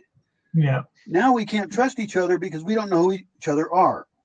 Right. The internet is actually bringing back, for better and worse, the ability to track reputation. Yeah. So this can bring trust back. So if you imagine couch surfing for very small couch surfers, where if you live in especially neighborhood based, so you put up your profile of yourself, your belief systems, what you eat, because all these things matter. Kids are a lot more important than some travelers traveling around. What you smoke. What you smoke. And then how you believe children should be disciplined, all this kind of shit's much more complicated than couch surfing. Disciplined. And then, wow. But it's a good idea because no. so then and the thing is, it's geographic. So once you set up this relationship with another parent, you actually have an ongoing benefit. With couch surfing, it's just somebody coming from Brazil and they're staying in your house and they're moving on. So you have a bigger payoff for setting up a trusting relationship that then there's reputation management. And sometimes things will go wrong. Sometimes your child might get spanked and you said, don't spank the child. And then that goes in the reputation and that doesn't happen anymore. But the big win here could be absolutely immense for, we'll call it child surfing. Yeah. It's already happening. I live in Southern California and there's a business called Hop, Skip, Jump. And they are Uber for children. And do children stay at each other's houses and stuff? No, they only get rides to tennis class. Oh, okay. I'm talking about overnights. You know, well, that now you see, I'm just talking about a first year, 12 months, 2016. Short, tiny little concepts, little things, not big things. Big commitments come only, like you say. But what we need, obviously, is time to develop that. And so I'm just suggesting that it's time now to proceed into the dream, so to speak, and just sort of say, okay, here's a gap. My sister just paid X in taxes. She's working her fucking butt off. She needs to retire, and her husband is sick. So now think about, what can you possibly do to give her more time with her husband? So this is the relief that we're all looking for. And each one of that type of problem, in other words, I'm just doing a little laser focusing in on a different way or a different set of problems. 12 months. Okay. I don't know a lot about babies, but okay. So let's say I have a baby. Okay. Under what conditions? And let's say I'm tired, right? I'm exhausted. Yes, exactly. Which I don't doubt happens. I mean, I have puppies. Which is the majority. That tire me out. So exactly. And we need meditative time. We need dinner with our friends. We need to socialize like civilized people. But if we're overburdened and it's children that's at the motivation for becoming so overburdened, we got to help these people out. I mean, that's if this is the kind of structure you're going to talk about, it has to come from sort of a motivation. What value can we bring now? So, you know what I mean? So I'm thinking, launching into this conversation myself. And so luckily found you guys. And I'm really enjoying sharing your idea. Right. Well, it's outside the scope of what I'm currently focused on, but within a community, it's very relevant. You've heard of kibbutzes, I assume. Yeah. Kibbutzes, Sure. communal child raising. I assume they even did that at the baby stage. Now they have something called nursemaids, where even they breastfeed, right? Right. So essentially, you're looking at that age nursemaids. Well, no, because again, that's already sort of in use. There are such people as the nana or the babysitter or the nurse that actually lives in or something like that. So I've already lived that experience. Then I'm not sure what you're talking about a one-on-one. Are you looking for tax-funded nursemaids? That would be nice, but that's not year one. That's not year one. Because you're looking at, or you've just described a one-on-one relationship, one mother to one nurse. See, how many babies can one person take care of? Depends. Depends on how comfy the house is. Depends on how talented the person is and understanding of bedtime and how cookies are distributed. I mean, it's just somebody who's very skilled with kids. I would say you can, one woman can maybe handle between 5, 7, something like that. That's a lot. That's a lot because they can become active in a playtime together. In other words, it actually increases the fun. Now I thought we were talking about 0 to 12 months old. 0 to 12 months from now, 2016. You're talking about time frame of creating it. Correct. Oh, sorry. I thought you were focused just on that first year. I am, but of the time that we're living here. Okay, right. Right. So you're also thinking about older children. Any parent. I'm thinking about parents. That's what I'm thinking about. Okay. I'm thinking about parents who are overburdened. I'm just saying, basically, or more abstractly, that I'm just suggesting look at someone's life and understand where their burden is. Right. Some are in debt, and their work, and we're all enslaved to the old system. So what I'm suggesting is that these are where we sense the greatest burden on people. Right. Well, we have child. It's the old system. We have child care. Is the fundamental thing that I'm missing here that you're suggesting is the tax funding of it? I'm suggesting, yes, there is that aspect of it. In other words, but that's not year one. That takes a lot more organizing. But new structures can develop to the point where it does become more organized by the government, or funded at least. So would co-op daycares do it?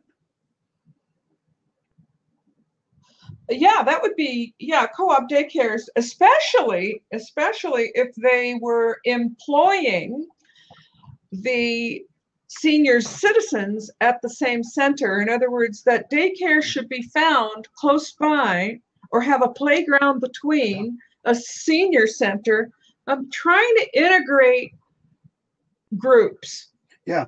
Years and years ago, I read a really interesting thing that suggested that we have two socially needy groups demographically. Old people get left out of society, and they need the life of children near them. Yes. And that even just locating elementary schools near old folks' homes, yep. And then having an intermediate space in which interactions can occur.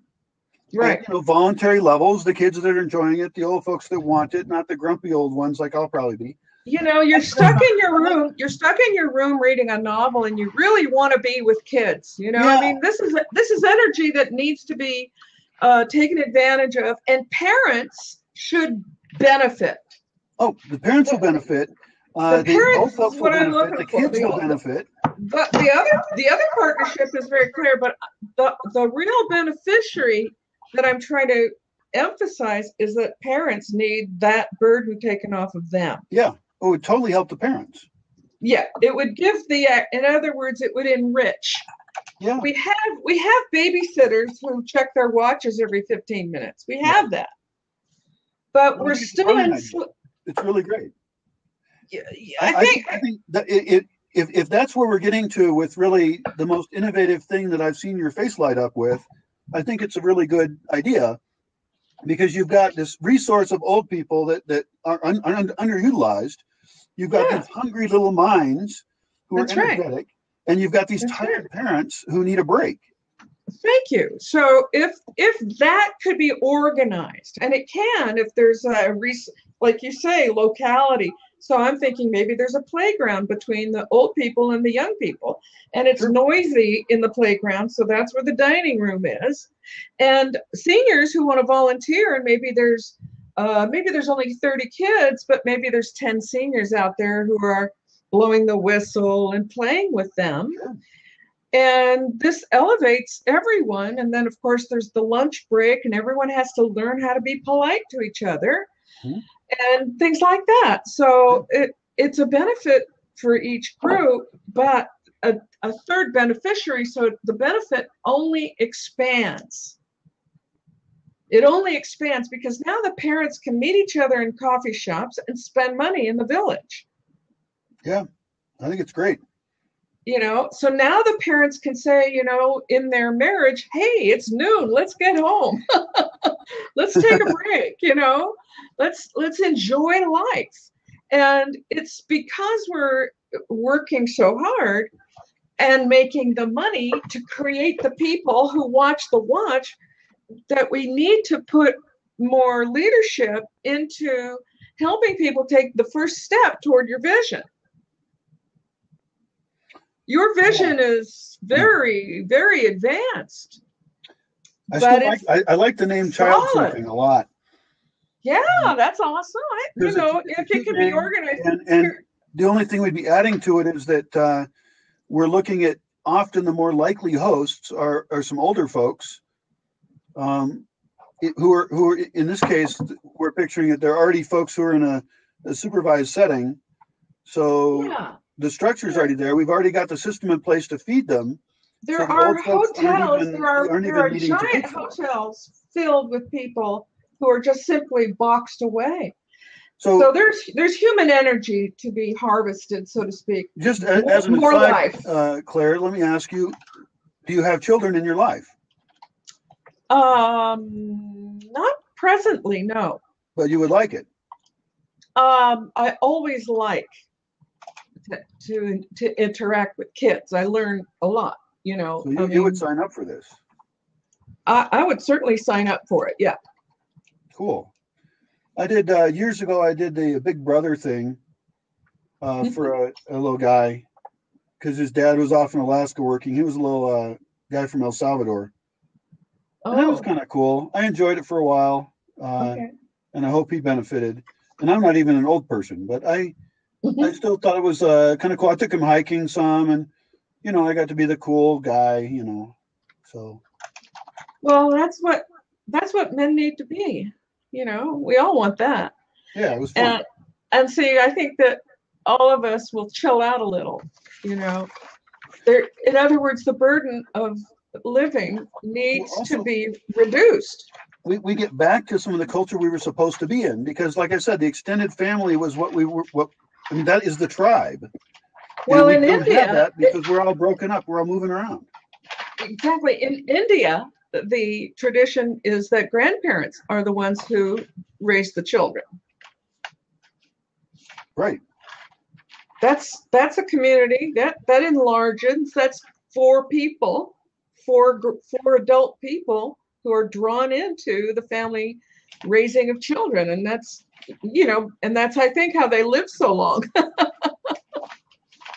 They don't have short little lives in India, as far as I can tell from. Maybe these are the well-off. There's every social strata, but there is enrichment to be found, and I think of that as being something like more life.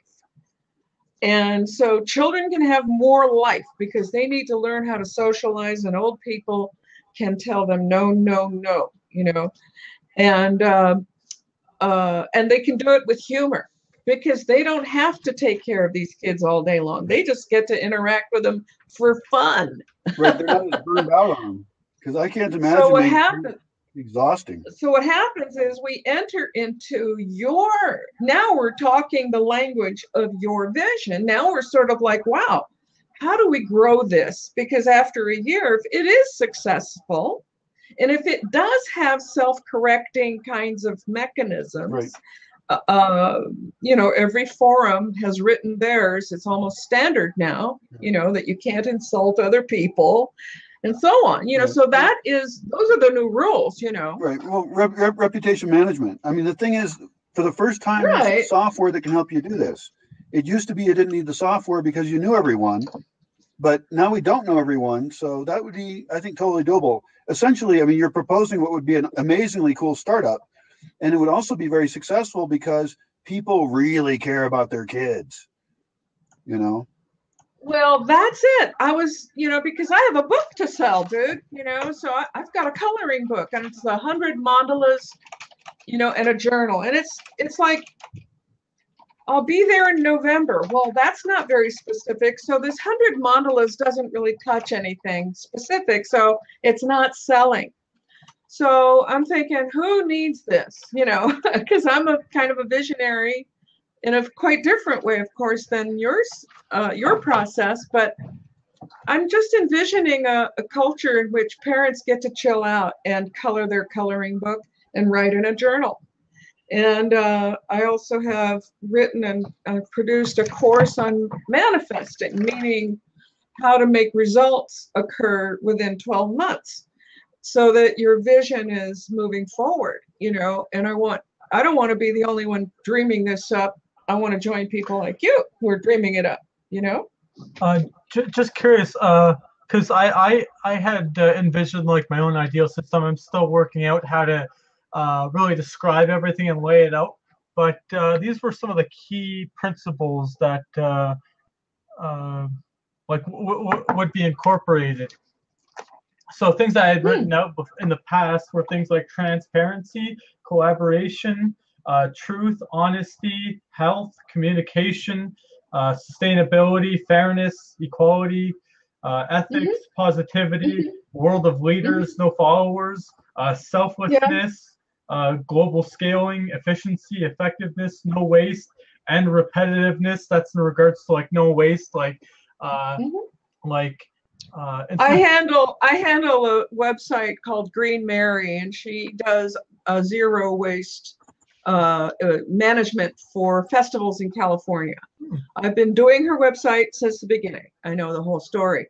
So I'm so trained on that, I'm trained on that vision. So now the list of words are wonderful for doing SEO, but the words are kind of a modality. And so where this thing takes off you're feeling it, see, so you've collected some words, you've been motivated to coagulate is how the alchemists say. They would say we would say you're getting your shit together, because you're merging things that are abstract and bringing them into reality. Right. And so you have to have a filter in order to create that. And that is that, again, you actually achieve more when it's described in, let's say, a story in which that group got benefit somehow from your motivation. So where this is all coming from is very interesting, because it would be to elevate or give opportunity to people who have very little. Right. Let's say arms missing or head cut off, all odd. Is it my internet cutting out, or is it Claire's? I'm still clear here. Okay. Oh, Claire did just cut out. Okay, yeah, you're frozen. But different. I'm going to pull us a little bit back to the Bosque Village topic. Okay. I'm Thank you. Thank you, Claire. I'm going to talk a little bit about my vision for kids in the Bosque, and that's partly because I want to get other people's responses to it. Because, like I said, I don't have kids, and I like kids, and they're important. And I have amazing space for them. I mean, I really believe that children should be out running around in nature. I think they should get injured, to get poked with sticks. They should get dirty, bit by bugs, but not too bad of bugs. And then they should have poles to play with, and they should build little houses and hack at things with sticks. I grew up with a fair amount of exposure to nature, and I think it was really useful for me on many levels. So my vision for this place is to build Kidville, which is one of the camps at Burning Man is called Kidville. And it's a nice safe space where they can just run around and be on trampolines and stuff. Because Burning Man has a lot of adult stuff. And so you kind of have to guide the kids into things that are appropriate. So my thinking is to provide a space like that. I know that a long time ago in England, I saw a documentary about this. They had a playground where these kids had shovels and sticks and nails, and they would build houses and set up a tiny society, and even though I don't want the kids to get hurt, I'm very concerned about that. I know that they have to get hurt. They need an environment that's not too precious. Right. Yeah, they need to have control. And so I want to set up a pretty large area, probably big enough so that smaller kids are naturally gravitate towards closer in, and probably even having a building down there, which is kind of a parents' lounge that has ways that the parents can spy on their kids. And then other spaces up further, maybe up a hill, where older kids can gravitate, and they are. Well, you're just saying something really interesting there. Parents can have control. And I was just envisioning a kind of one of those little helicopters, the drone going over the playground to locate whichever kid, because the cell phone is a battery dead or something, So RFID comes into play, and a little bit of parent drones. But this is sort of out in the country, a more rural possibility, because in cities, it's a different environment. So, but yeah, I love what you're talking about. So, very, very heavy on activities. The goal being that these kids end up really tired at night. Then what you've got is parents that during the day have a bunch of the day off, because young parents still want to party and have a good time and learn. And then at night, many of the kids, depends on the kids and what the parents want, could sleep in a communal spot where there's official people in charge of them. And so essentially the parents could get their Bosque adventure, because a lot of the people. Well, and there you go. And okay, I'm sorry, I don't want to interrupt. But a lot of the people who are my friends currently can't come down here because, well, first they're afraid of Mexico, which they need to get over. But second, they have kids and jobs. So what I want to do is be able to say, okay, you've got a limited amount of vacation or whatever. Come on down here. Your kids are going to be learning some Spanish.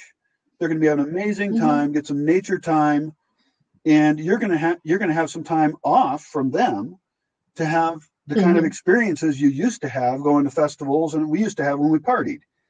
So, do you have any videos? Do you have videos of all of that? Videos about me talking about this? No, I mean of the activities that you're talking about. Can you film it and show? Well, currently I don't have those activities for kids.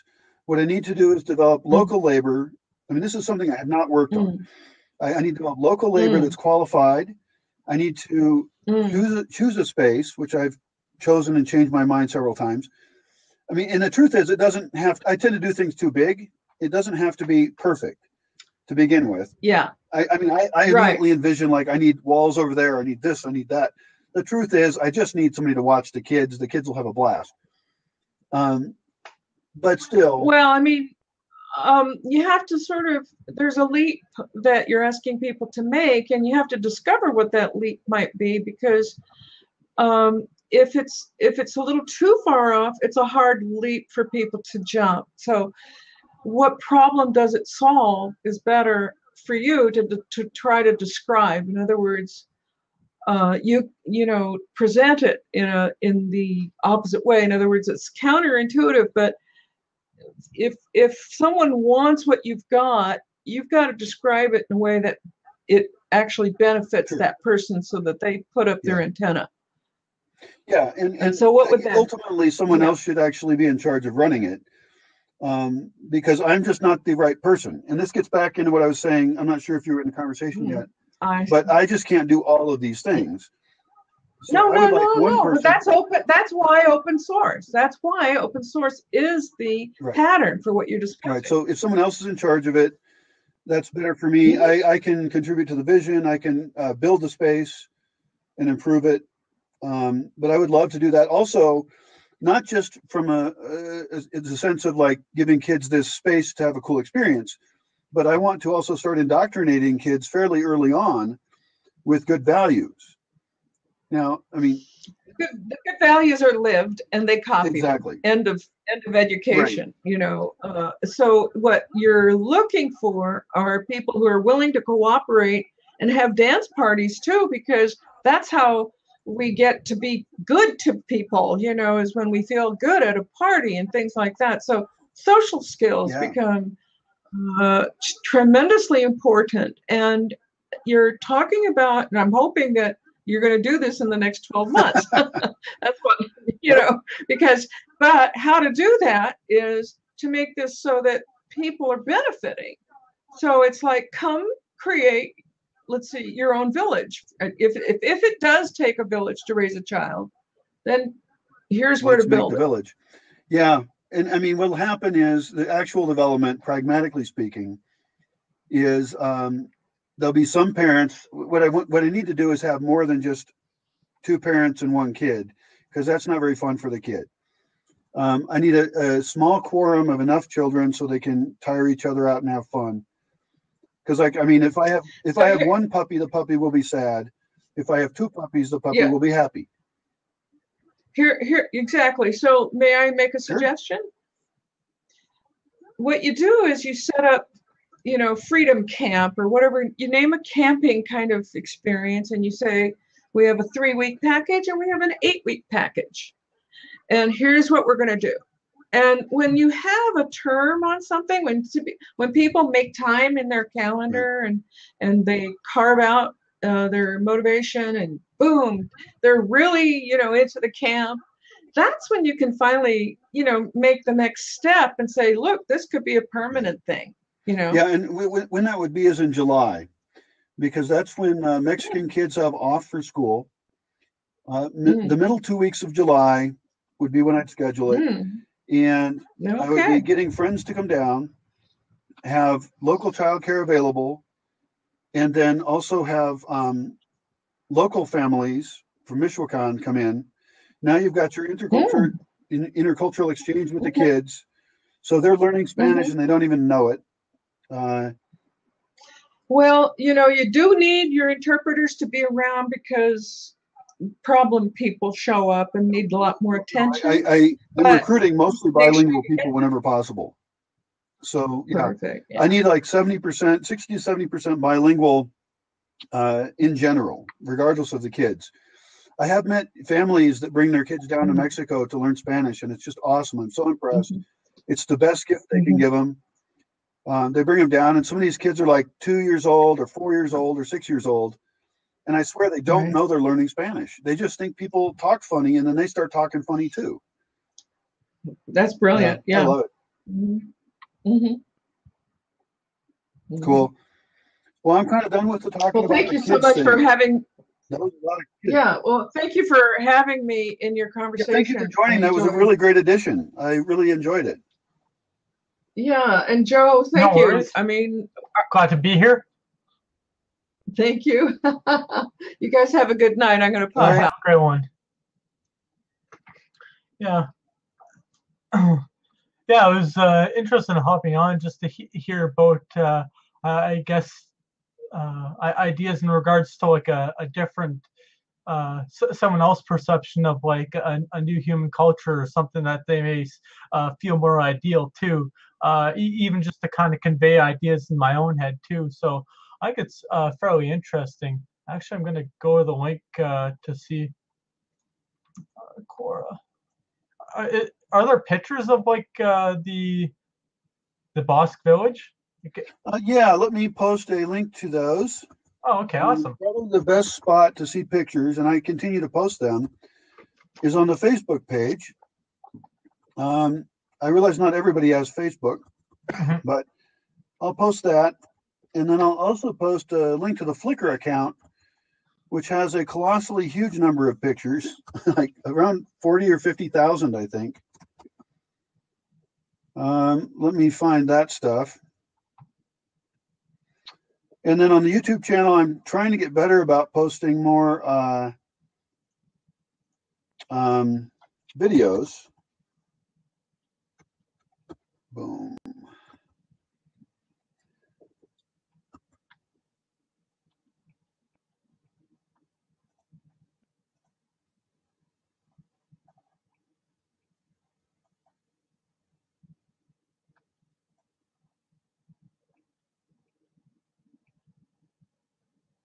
Pretty interesting, pretty cool places of where all the places where you have like the art and the books and all that. Is that all a part of the Bosque Village? It should be if you're seeing it. Okay, cool. It's a big space, and I've done a lot of work on building it. So here's a link to some of the pictures. Those collections are out of date. Facebook, I've been updating more, and I will eventually update the YouTube thing Flickr as well. Let me see here. What else do I got?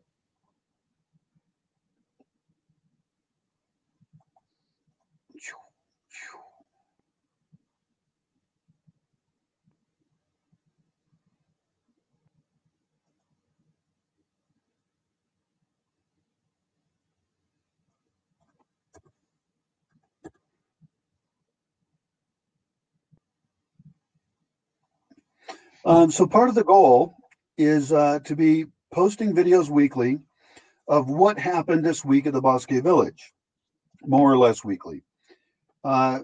We did a kind of fun one as an example one, and I'll post a link to that. This is me and a visitor going into town. We work on it together. She's kind of cute and fun.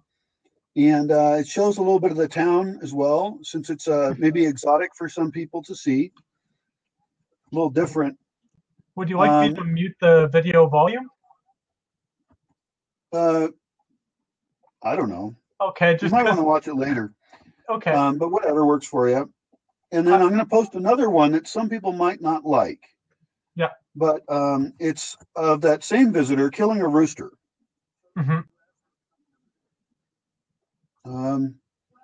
Let me mute my own volume there. There we go. So this is her killing a rooster. Don't watch the video of her killing a rooster if you don't want to see her killing a rooster. That should be obvious. The idea is that people, when they come here, really get connected with what produces their food. And so for meat eaters, I want meat eaters to see their food get killed, a rabbit usually, if they're a meat eater. And I want them to understand what they're doing when they eat meat. Now, normally we don't let visitors kill rabbits because we want them to do it right. But this was a rooster we needed killed, so she was up for it. And this was to get her connected with her food. I would also like meat eaters to come here, eat vegetarian food, and realize that they can eat very good food that's vegetarian and it's totally healthy. I want vegetarians to come here and realize that perhaps meat can actually be raised in a way that is not cruel and that is healthy. So hopefully we get people on different sides of the food spectrum on this meat issue to get more awareness and have a kind of a different perspective. And I don't need to change anyone's mind or anything, but I would like us all to have more awareness, I guess. So there we go. I'm going to tap out here pretty soon. If anybody who's on here now wants to jump in, they can. And the topics of interest are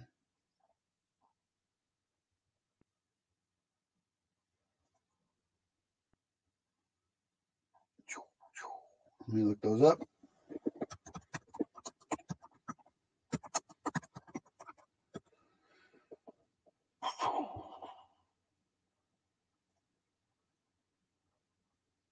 I'll repost that.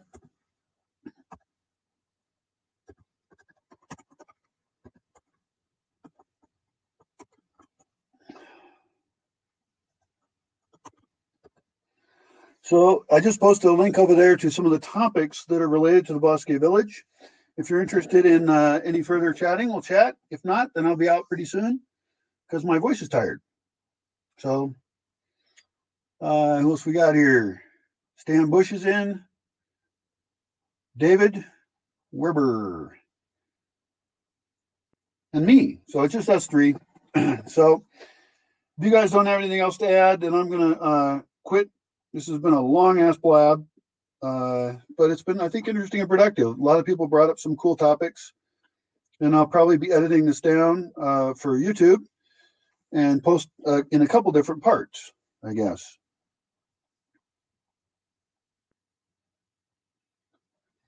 All right, so I guess that's it. Adios, señores. I want to live in any kind of thing like that. I'm not comfortable with that. I grew up in extremely spiritual communities, and the problems I've seen in some, like, let me give you an example. I had a guy who was in the Baha'i faith, which is certainly not a very objectionable faith as far as faiths go. It's very open to a variety of ways of thinking about things. And my problem was that my friend who became involved in this community was, all of his social interactions were there, all of his relationships. And when he decided that he really didn't fit in with the faith anymore, he lost his entire community because they, of course, weren't going to change for him. And it's because that community wasn't welcoming of real diversity. And I'm not knocking the Baha'i faith. That's what makes them successful, is that they narrow people down into it. So my thinking is that even though the organizations that require that kind of sacrifice, that kind of submission, even like Islam means submission, that the people are accepting that they're going to be forced into this thing. What I'd like to do is limit the number of areas in which they're forced to be narrow. I, for example, would like us to not have to all dress the same way. I mean, I think the Amish look cool, but I don't want to dress like the Amish, and I don't want everyone else to have to dress like me, especially since I don't dress that well. I mean, I have thoughts about that we shouldn't have to be dressed up looking all fancy. I'd like to break away from some of the limitations that are there. But I want real diversity there. So we're not judging each other by that guy has a suit and that guy is good because he's dressed like a hippie, or he's bad because he's dressed like a hippie. Likewise, I would like us to not have to use the same terminology and words. I would like us to not all have to fuck the same way. I don't really care if people are gay or not, or bi or whatever they are. I think consensuality matters. But that what we could do is have this, for example, and I'm going to say this again a couple times, this base set of law, a hardcore base set of law that is as small as possible to protect the community's existence. And there's examples of that in this project already that have been important, to protect the people in the community. And then above that, because we have such a solid base of law, above that, we have more freedom. Some of my inspirations for this place is festival culture. People go to festivals and they feel so free and accepted and wonderful, yay! And it's great. And that is a huge inspiration for me. It's also completely unsustainable because you've got people breaking a lot of laws that they shouldn't be. Often they're breaking government laws that don't allow the space to survive. You can imagine what some of those might be. Because you can't get yourself in conflict with a dominant armed society. That's just unwise. And so we want to be free, but we want to be legal. So it's unfortunate in some cases, but in other cases, the law is actually pretty good. Let's look at another aspect of festivals is that that they can't be. There's a certain level of chaos and waste, because those are two different things. You're with a lot of people that you don't know very well, and so you actually don't trust them very much. You trust them for a bit because you're there together so temporary a time, and mostly everyone wants to have a good time. There are often controls, security, so it's often kind of a petri dish. It's a temporary little test tube culture, which is a beautiful thing. It could be called a temporary autonomous zone if you wish. But it's not sustainable because of that. It's also not sustainable because you're not actually working and producing. It's a wasteful environment, and that doesn't mean it's necessarily evil at all. I mean, I think of those monks who make the sand mandalas, and they spend hours and hours and hours making the sand mandalas, and then they just wipe it all away. And there's a certain beauty in that, and I see the beauty in something like Burning Man or other festivals where you come together for this massively wasteful celebration of consumption. And that's cool, but that's not going to work as a society for a year, and that's not going to work for generations. What I'm trying to build is something that will work for generations. That does bring up one other thing, is that a lot of communities, again, with being narrow, they'll get together a bunch of people like themselves, same age, same philosophy, and they didn't plan for that developing into a mature community. You have to plan that some people are going to want to have kids, and some of them aren't going to want to have kids. Some of them are going to want to make more money some point. Some of them are not going to care about that. And so your people who were all like you to begin with will start to diversify. And so the focus you had initially, if you had one, if you were smart and you tried to make one, is still going to break apart. And that's why I don't completely know where this project will go. I mentioned that it could end up being like a business or a circus where there's a lot of people focused into a culture, and it could be that some level of transiency is occurring there, where the entity itself is the organism, not the people within it. Or it could end up being a family type thing, a real tribe that people are committed to it. People grow up in it, they leave and they come back, just like with the Amish. And that's possible as well. And I'm not that attached to a single vision of how it ends up. I'm attached to a process. I'm attached to my role, and I know my role is very temporary. And I'm attached to recruiting the best people for the project and seeing something really amazing happen culturally. I feel like I was built to do this project. I was raised a certain way in a very bizarre cultural setting, and then put myself into a lot of other bizarre cultural settings, and I had a very strange path. I don't know if any other person who would be nuts enough to do what I'm doing, or stubborn enough to stick with it when it has gone very slowly. I mean, this is my 11th year now doing this, with losing money the whole time, very lonely at times, but what else can I do? I'm doing it. So I'm going to browse these questions passing by over here, and I'll take a look and see if I can reference any of them. Absolutely right. Whether it's a good thing or not is a matter of debate. As I recall, research is really the same since bonding, sacrifice, and genders.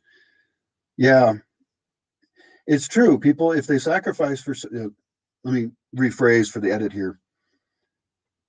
Now, as far as collecting people into it, I've collected a lot of people who are not invested in it. They've passed through.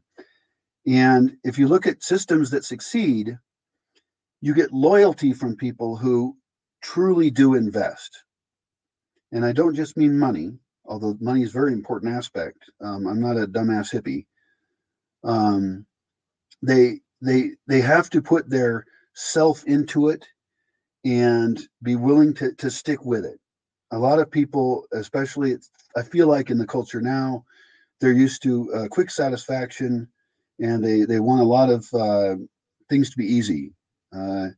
And the term I use, which is not very nice, is spoiled children of the industrial world. That's what we are. We're spoiled children of the industrial world. You know, are we willing to work 5, 6 years on a project to completion without a lot of satisfaction? You know, are there people who have the attention span to dig a garden? I mean, I've had a lot of very young people through, and so I find that they can work about an hour and a half on something, and they feel like they've worked a lot. And the amount of work actually needs to be done is weeks and weeks of work.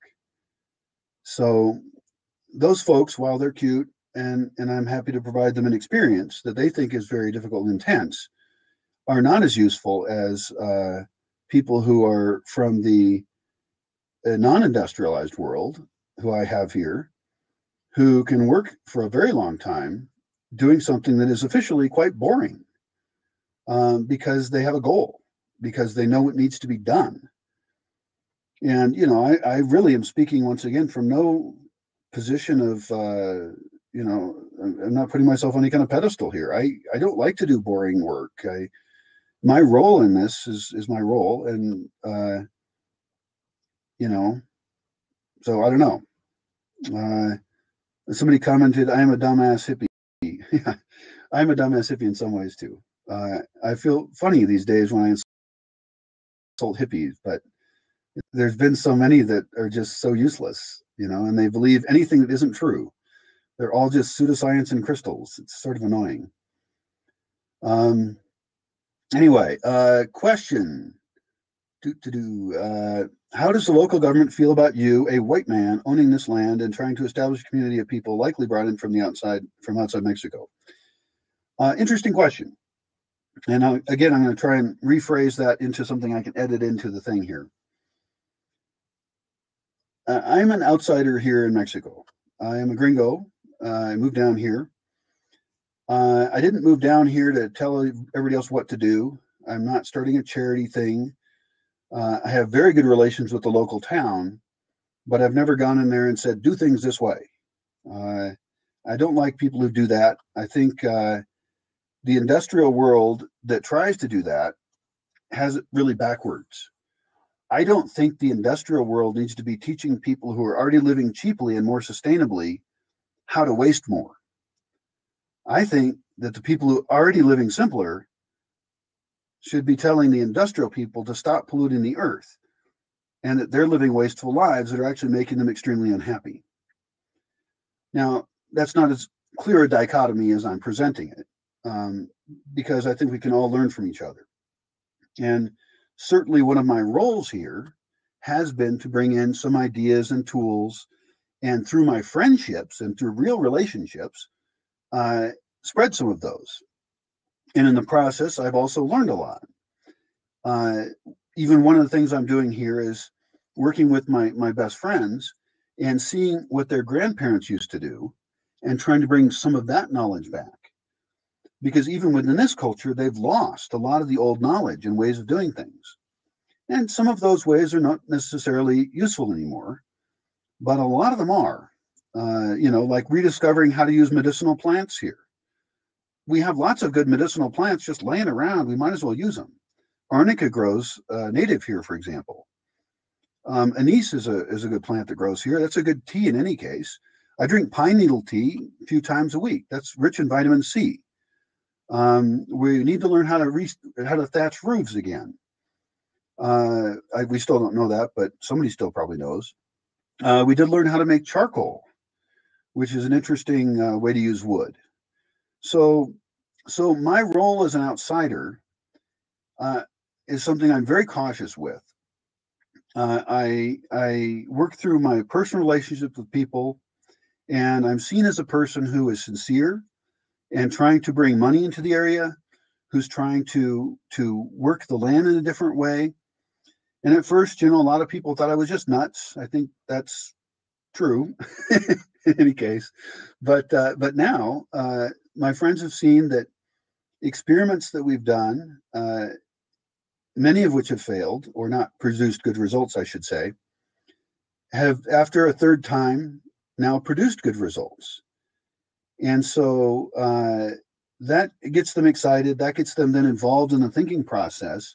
And now, instead of me being the only one thinking, oh, let's do this kind of weird thing this different way, we're thinking together, where I'm saying, let's do this weird thing this different way. And they're saying, well, you know, actually, it might not work that way because of this, which might be something I was unable to realize because I'm not from here. And for example, the plants that are available, I don't always know.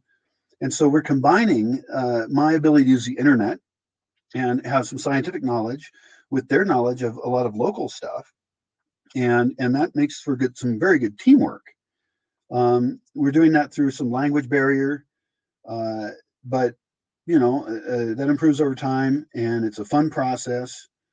So we're doing a good thing here, and this is why I guess, you know, in the early years of this project, I didn't want to invite people because it was just depressing and I didn't have much to offer. But at this point, I can honestly say that I'm doing things nobody else is doing.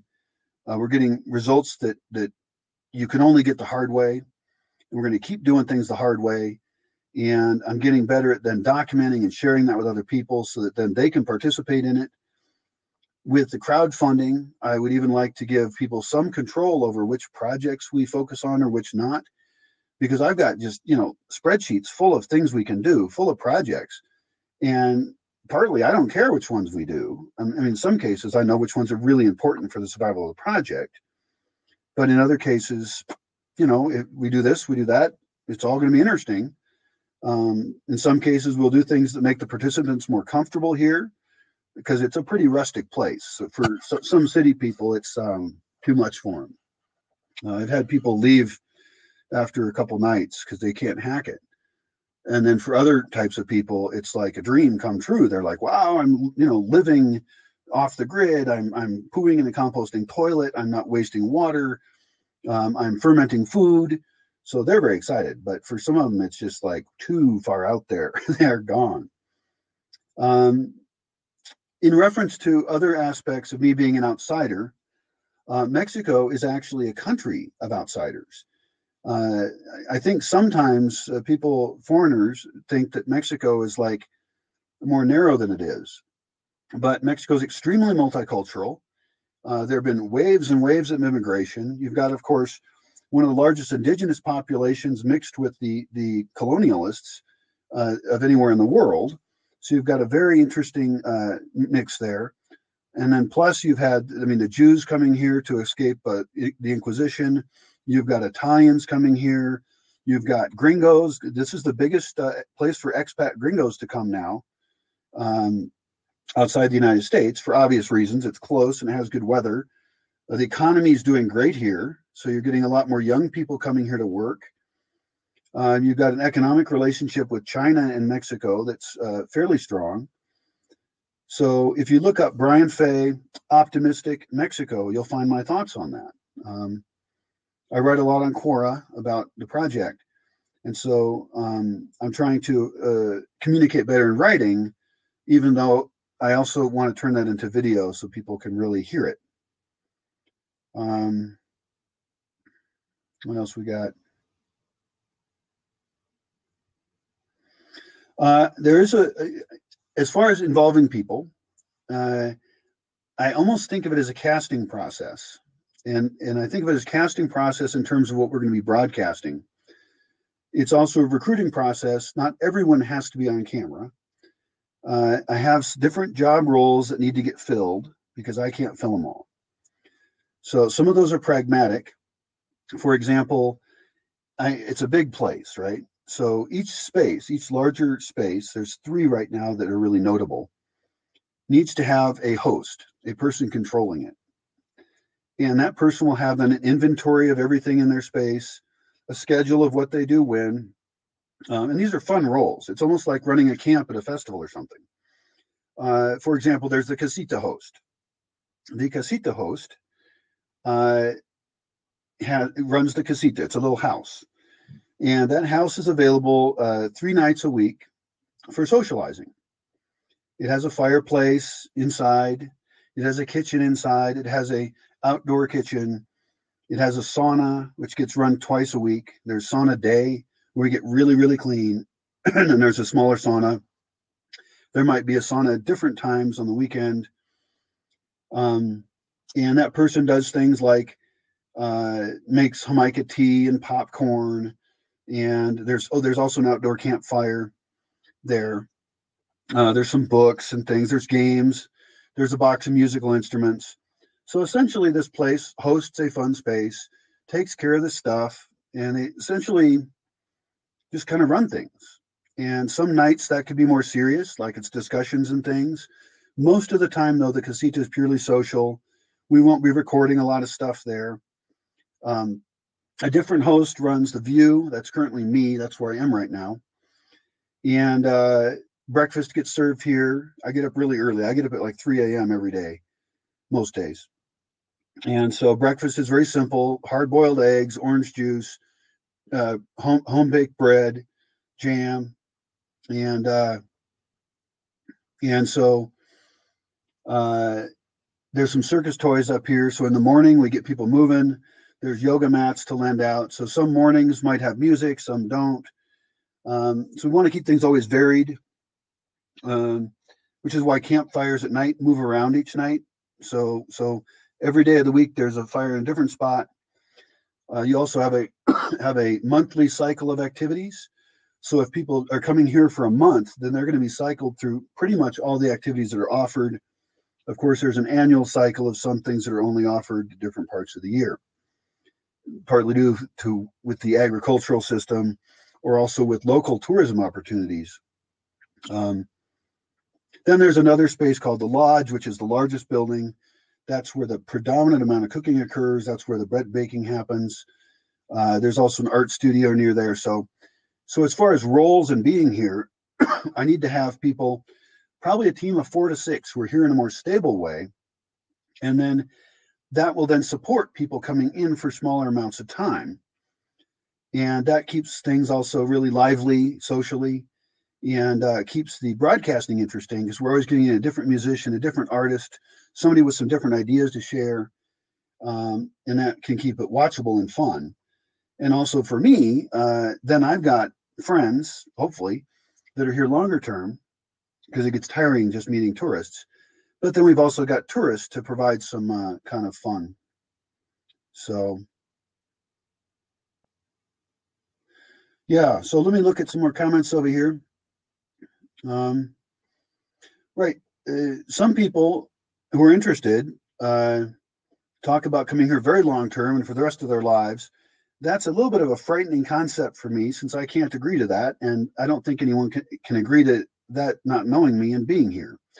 So what almost any intentional community will tell you is come for this amount of time and check it out, and then we'll talk.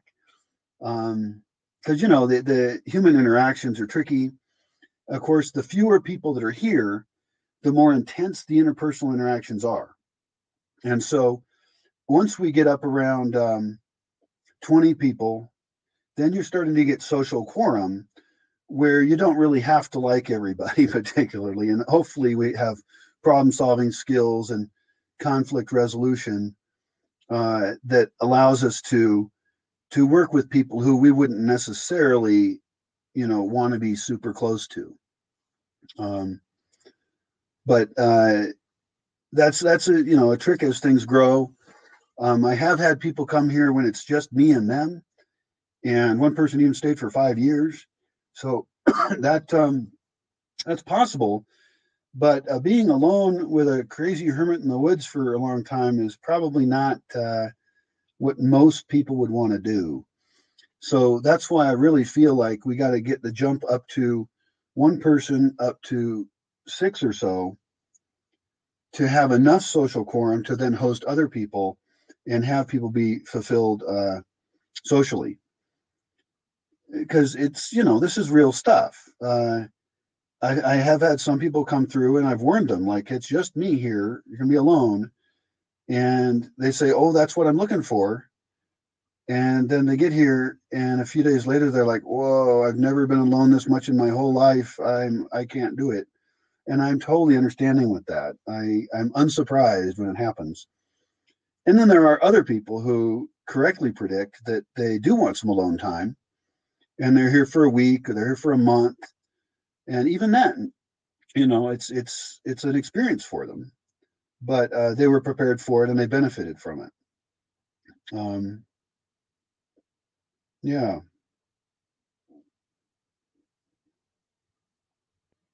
Evolve Photo says, my interest so far is being your main documentarian. I think this place could be an amazing career opportunity for somebody.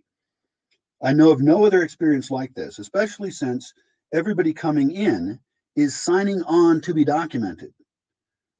In a festival, if you're going to take a picture of somebody, you need to ask them. Here, people are going to be prepped up and selected even. Most of them will be selected as being people who would be really up for that. And so that's something that has only been tried in like reality television shows. But I don't want this to be a reality television show in some ways. For example, I don't want to be attempting to make people look bad. I'm not going to try and promote conflict for ratings. There'll be a few topics we don't discuss online. We don't get into politics because that just makes enemies pointlessly of everybody, and it's just pointless. If we're going to be political, let's have it all be related to our actual lives. What do we eat? How do we relate to each other? How do we use the land? Let's not have it be about abstract conflicts that we have no control over. Sex. Sex is not something that, even though it's sexy and people like it, and it would certainly make people watch it, sex is going to be a private thing. We need to have some rules around that, around consent, being polite to people, sticking with our commitments and agreements. And we don't need to broadcast, who's getting together with who or not, or these kind of dramas. It's not good a thing to do. What else are we censoring? Some pragmatic things, security stuff. I don't think people need to know where we are when.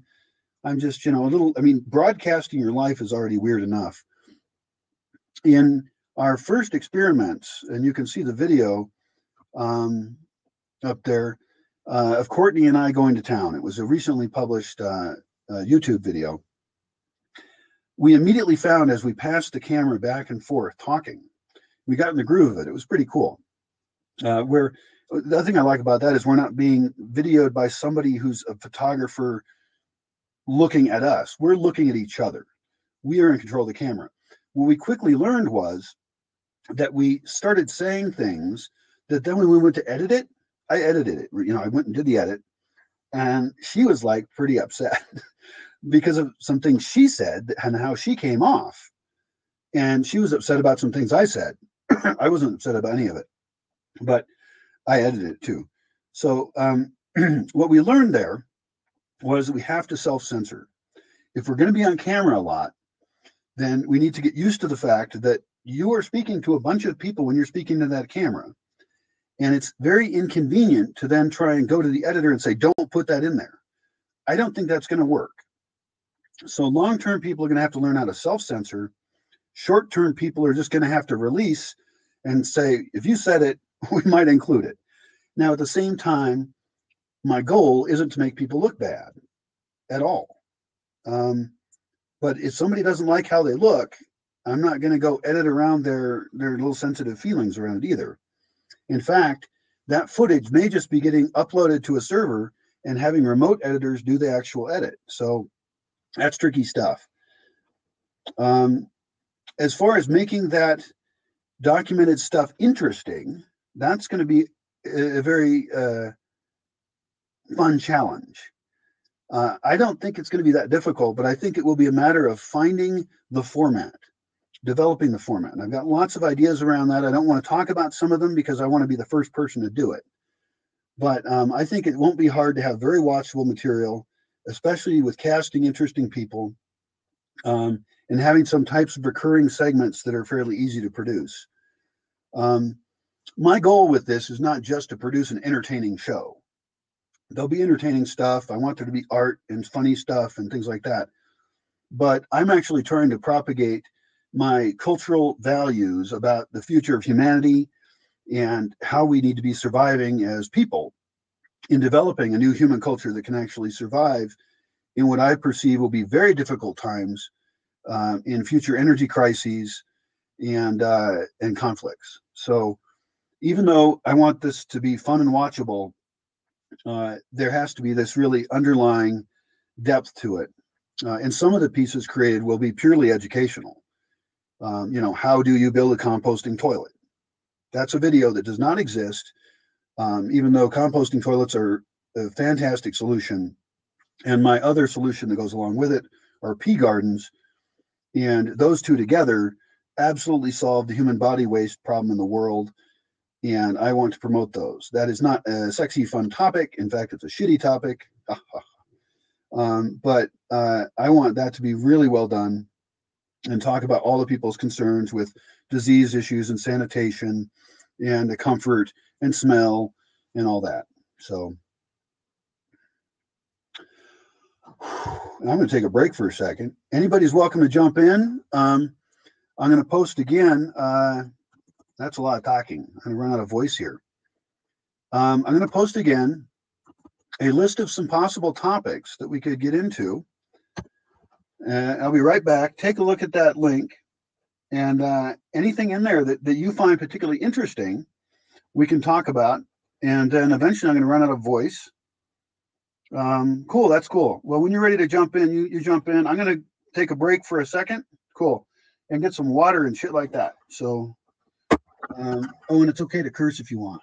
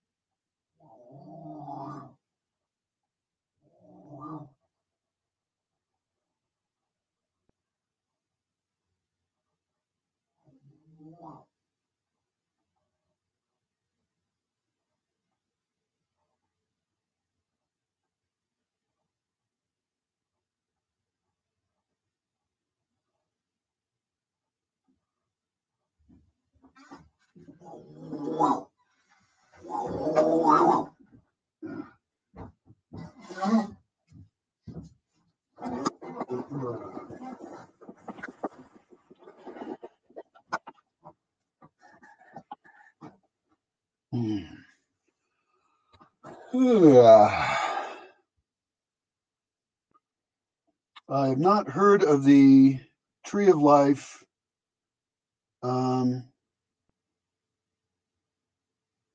in southern Arizona, but I will copy it to my notes and look that up later, because I like to know every damn thing, which it turns out is really hard to do because there's a lot of stuff to know. I like him. He breaks the norm of what you would expect from doing this to be like, right, David, Kristen? Kind of a healthy retreat commune, in a sense. The word commune I don't tend to use. And that's because it implies communal ownership. And what I'd like to do is have as little communal ownership as possible. Some communal ownership is required. There's no way to get away from it. We have the commons, we have the air, which we can't pollute. Like, I have a rule here, you can't burn plastic, which for Mexicans is a tricky rule to enforce because they're used to burning garbage. It's sort of annoying. You can't contaminate the land. You can't cut down the forest without it being part of the forest plan. So there's some commons that we have to have.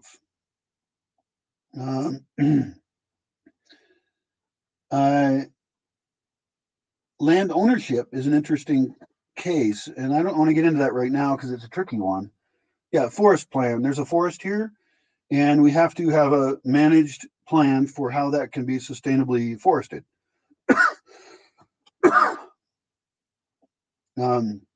Because it would be very easy just to cut down all the trees, sell them, and make money, which is currently what's going on around here.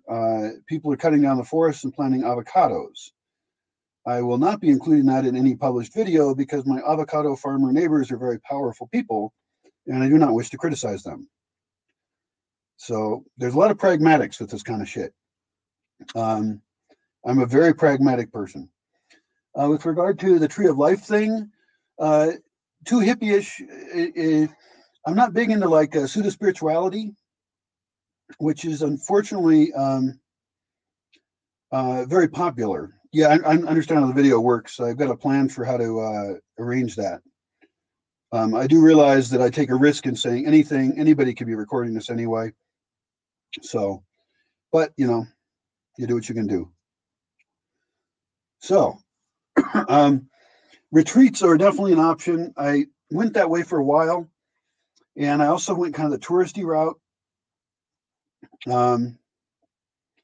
Right, just so you know, Evolve Photo, you can also mark your video later as hidden, and you can also delete it, I believe.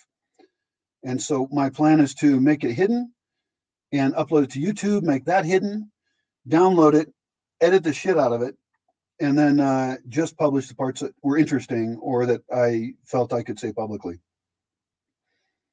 Because there are things in terms of communities that people really don't have enough experience to understand the issue.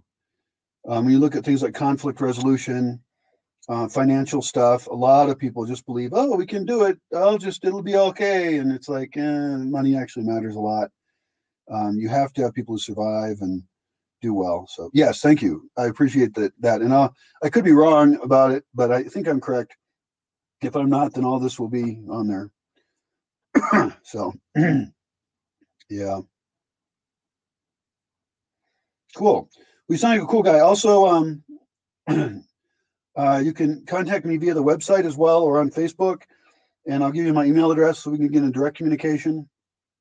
And if you are actually interested, what's your time frame? Just out of curiosity on when you would want to be involved.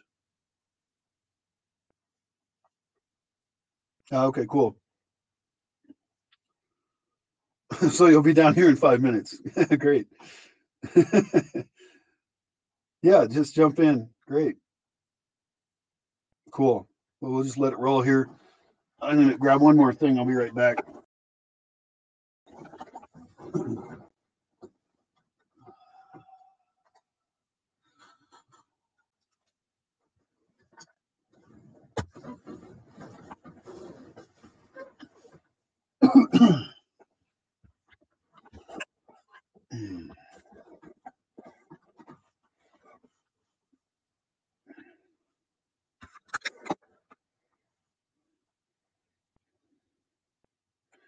And anybody else who's watching is welcome to go look at that.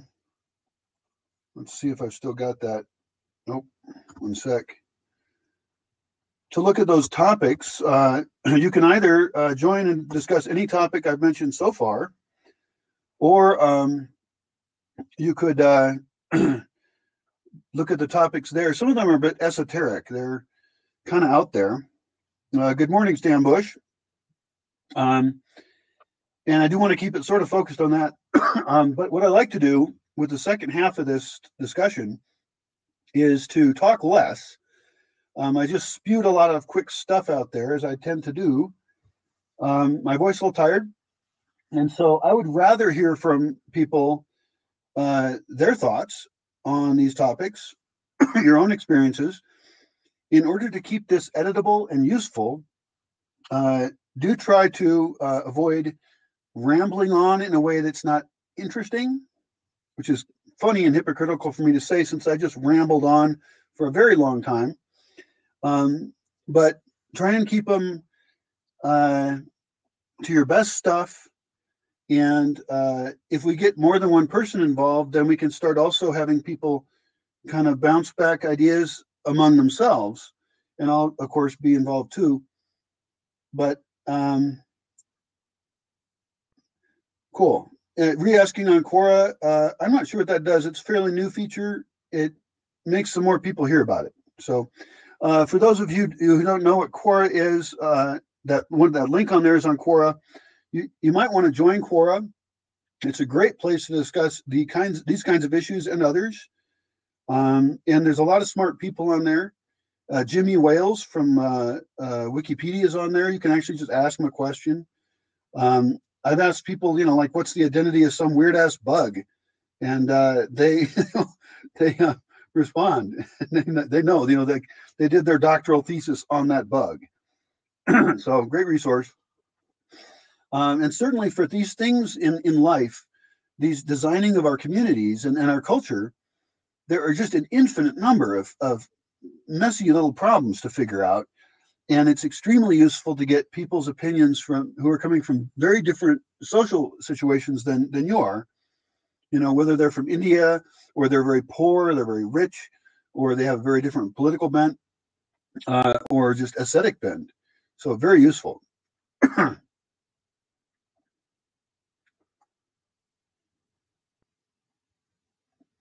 Right. Commune versus non-commune. Usually commune means shared income and shared property. Now, my view on shared property is that it invariably creates conflict. Now, let's take shared property down into the simplest case, marriage. Two people get together, and oftentimes they promise that they will be together till death do them part. It's very silly. But you'll notice that some of the worst conflicts you see in this community of two people, just two people, you'd think two people could figure this shit out. But no, when that dissolves, immediately there's huge arguments over property rights, over who gets what that was gained, what house, who gets what house, and even down to one of the worst things to have to argue about, children. How sad. And so your most small commune sucks. Marriage sucks often, not always, but a lot of people are very damaged by this institution of marriage, right? So if we scale that up and we look at larger social structures, we look at a business, for example. Now, they usually aren't communally owned, although you could see stockholders as community owning something. You could see owners and unions working together. And you see conflict there as well. And I'm not sure those are the models we're really imagining when we think of community. Churches don't own things in common, which is interesting. Generally speaking, they theoretically do a lot of voluntary welfare helping of each other, and they certainly used to more than they do now, probably. The church itself does very well as an entity, but it's an authoritarian structure with the church above owning things and then the parishioners below. When you look at the hippie type communes that we're probably thinking of, a great many of those started with great idealism. People thinking, let's get away from this whole property-minded, fascist, control structure, the money system. Let's break away from that, and let's put everything together. The Love Israel community did this. Many communities did this. But as I referred to earlier, needs of people often change. And so you will end up then with conflict, invariably, over those shared resources. And those conflicts get vicious because people's actual lives are at stake. Maybe not their life, they're going to get killed, although in cults, I suppose that happens. But they're in this really just fundamentally vicious fight over resources. So that's a fairly sad thing to see happen. it's going to happen. And so my thought is, let's try and reduce the amount of things we share in common that we say we co-own, we co-control, and have people own most of their stuff. That way, if they need to leave the community, they don't lose everything. That way, if there's a conflict, there's conflict over less parts of things. Also, if you get enough people with their own personal wealth that they own legally, there'll be more sharing potentially. If everybody is looking to help everyone else out, like we're all looking to help each other have jobs, we're all looking to build each other's skills because that builds the group, right? Then we're going to be more giving to each other. And instead of having communally owned tools, which get abused, misplaced, and you have to check them in, check them out, instead, people are more willing to lend their tools and people own more in general. So that's kind of the difference between communal ownership, versus something more like a tribe. A co-housing would be your weakest form of it. So, hi, David. How are you, Brian? Excellent. How are you doing? Very good. Very interesting. I have some friends that have lived in, I guess, the commune, more of the commune style. My sister worked at that Tree of Life place, which, like, the way it started was they started as a retreat, and then people would kind of want to stay. That's what the guy Gabriel, who's kind of the founder, and he's like, okay, yeah, stay. And then he just kind of built a business over time and built buildings and more places for people to live, and help teach people about a better way to eat, like a raw foods diet. And just, it kind of just like grew in that manner. At what point you would feel like you personally would feel that it would start to kind of damage, like, I guess, the purpose of why it started? That's what I'm trying to figure out. And I think I'm fascinated by what you're doing. And there's a lot of issues too. It's like you bring up marriage, and I produce a podcast about spirituality, and I ask people this. It's like, what is the core problem with the tradition of marriage, like American marriage? And no one can really like pinpoint it. And I like what you were saying about that's okay. Well, let's talk about marriage in a second, because it is an interesting topic. That is the smallest community. Right. No, you're right about what you're saying. I agree with you. So yeah, but let's talk about your friend's place. Yeah. I like the idea of having a retreat center and having a transient population come through, that then some people are fitting into it well. They find their role, and then they end up being a stable part, growing the more stable system. Right. And I like that model very much. For me, the problem is I've only been having people who are, they're on their one big Mexico trip. And so I focus too much on foreigners who are just going to be here for a little while. I'm changing that focus to look for more local people. A woman was just here for a week who lives not far away. She doesn't have a job at the moment. I can offer her a place to stay, to eat, to learn. So she might be coming back. And so I'm looking more locally for my stable people, although I'm also very open to other people as well. If you call it a retreat, though, it seems like it would be less pressure on people coming and having an experience there, because it's, it's not, hey, I'm going to pick up everything, sell all my stuff, and just go to this place that I have no idea about. And then, but what you just described, just kind of like the nomadic gypsy type of vibe, like, I think Jens was saying, yeah, it's like hippie-ish. It's like, well, what makes it hippie-ish? What's wrong with people like passing through? How would that damage your vision? It does damage it. I had a lot of experience with that, unfortunately, because if I'm the only person who's doing the real work, and I'm the only person who understands systems enough, then I'm inundated by people who essentially want to party. Okay. And that also, without a core people supporting a culture, those people can actually damage my local reputation. I'll give you a trivial example. Okay, it's not that trivial for me, but I could give you hundreds and hundreds of examples. If people are just coming in with no investment, just to party and have a good time, and these are very young people, these are 21-year-olds, Right. you know, and so in this case, there was an Argentinian guy here, and a bunch of fairly cute foreign women, some of them Mexican, but even where I am, it's very rural. So even if you're from Mexico City or Guadalajara, you're essentially a foreigner here. This is, I mean, the nearest town to me is 400 people. Very few people even have internet.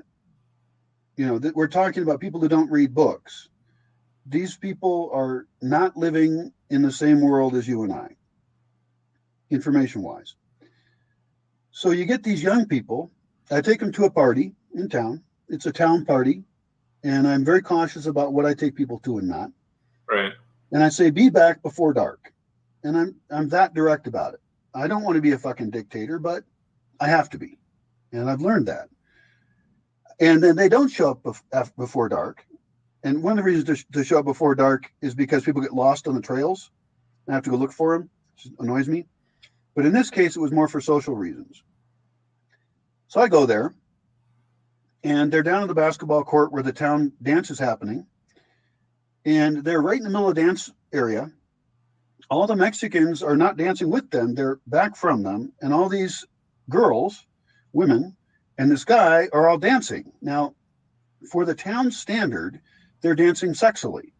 They're not dancing that sexily, but you don't have to be that sexy if you're a foreigner and you're a young woman. So I walk up to them and I say, get home now or you're leaving tomorrow morning. I have to be an asshole, which I don't like doing. Right. For the next several months, people from 5 different towns around the area, men I did not know, would come up to me and say, hey, you got girls up there?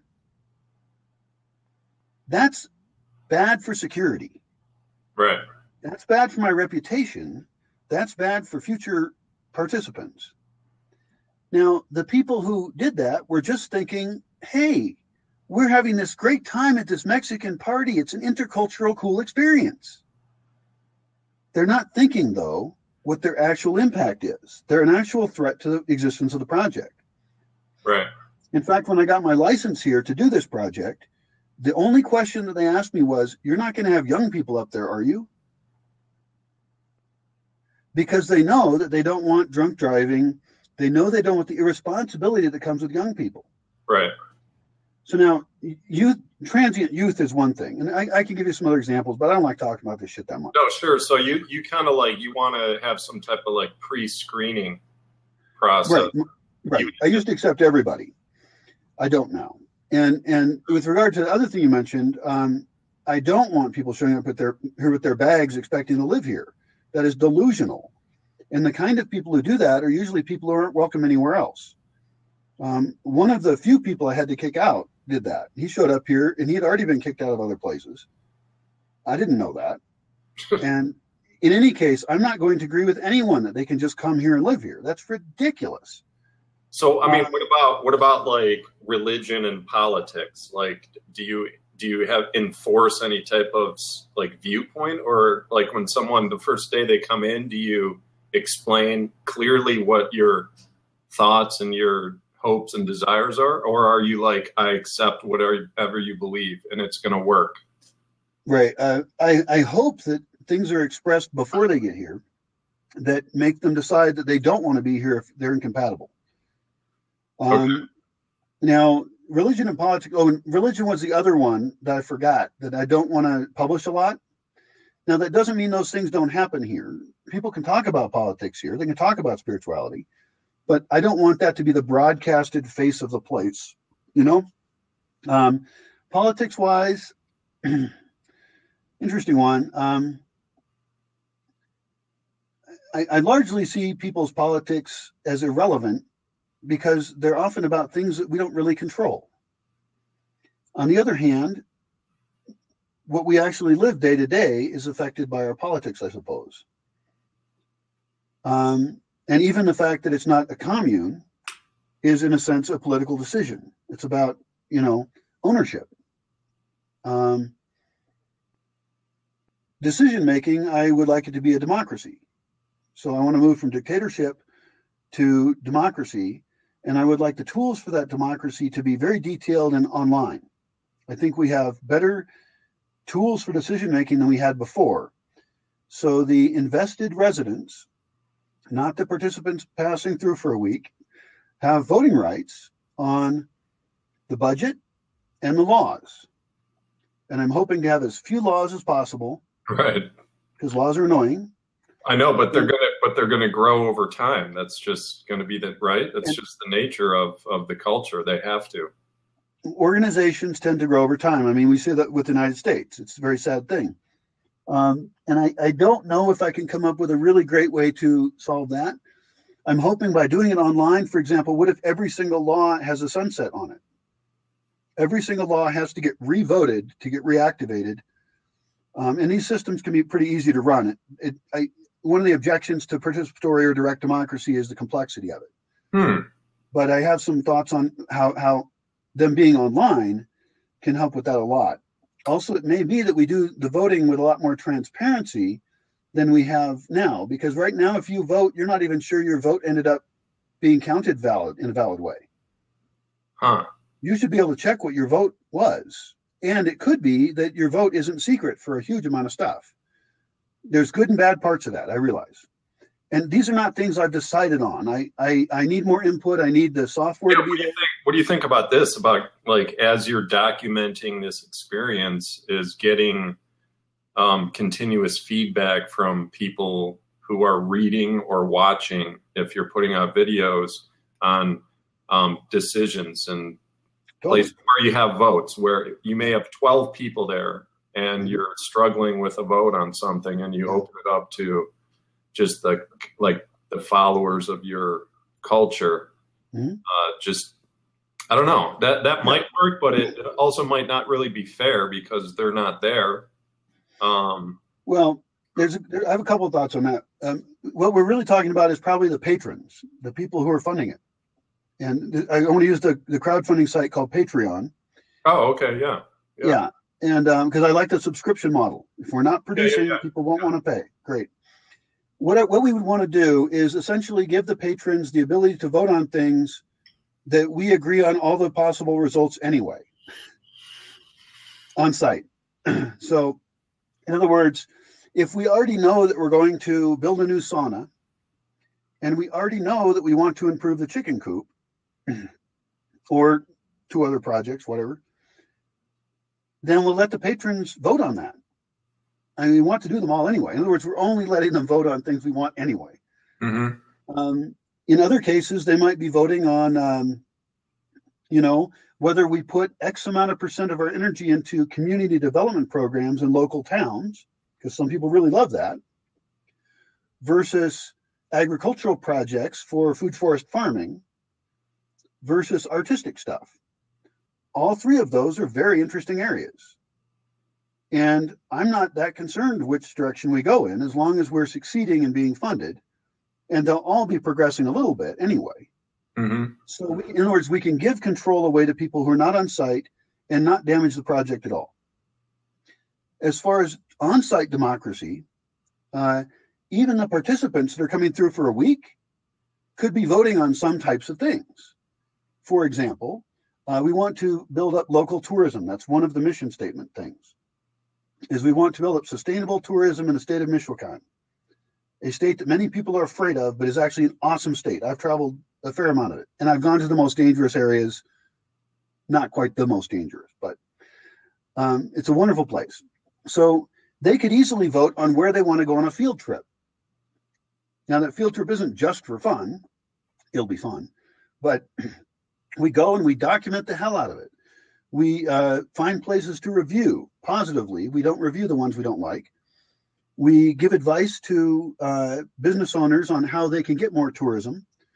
We add their information to a wiki that I already have set up so that non-Spanish speaking people can travel there easier. So the point is that even people there for a week have things they could vote on. Okay, Brian. Yeah. Do you have a vision in your head of like where you see this being in like maybe 3 years with 20 people there? Do you have this vision of how everything's working? And I do. Let me ask you that first. I do. Okay, so if the process of getting there, like with voting and different people's input, if some of your vision starts to change because you get outvoted on some of the things that you think it should it should go, is that really gonna fuck you up, or is it? Well, so far the two examples I've given you are remote people who only get to vote on things I already agree with. Yeah. Temporary people who only get to vote on things that we already agree with, people on site. Okay. Let's get to the tougher one in the middle, Yeah. which is what happens when there's people here who are actually invested in it, right? Okay. And they matter. Yeah. Okay. They're here longer term. Gotcha. And what I'm picturing is that there needs to be this process of phasing me out, essentially. So we want to expand the number of areas in which I no longer have any special vote.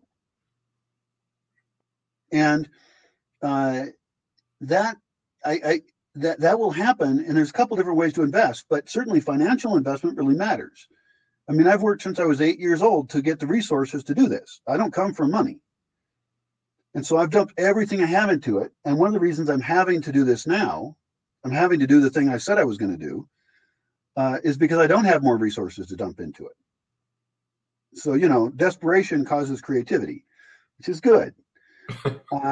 So as far as back to the question, how does this transition occur? 3 years is a very short time, especially here. I mean, it takes time to build stuff. Certainly doing something like forming a nonprofit corporation would be a good organizational way to then start to share that control. That'd be very useful to share that control. Another way would be to incorporate it as a business. It's a model that does work. People then own actual shares in the business. And it could be that business is actually a separate entity from actual land ownership. Land ownership is the number one thing that really actually matters. I want people to legally own their land.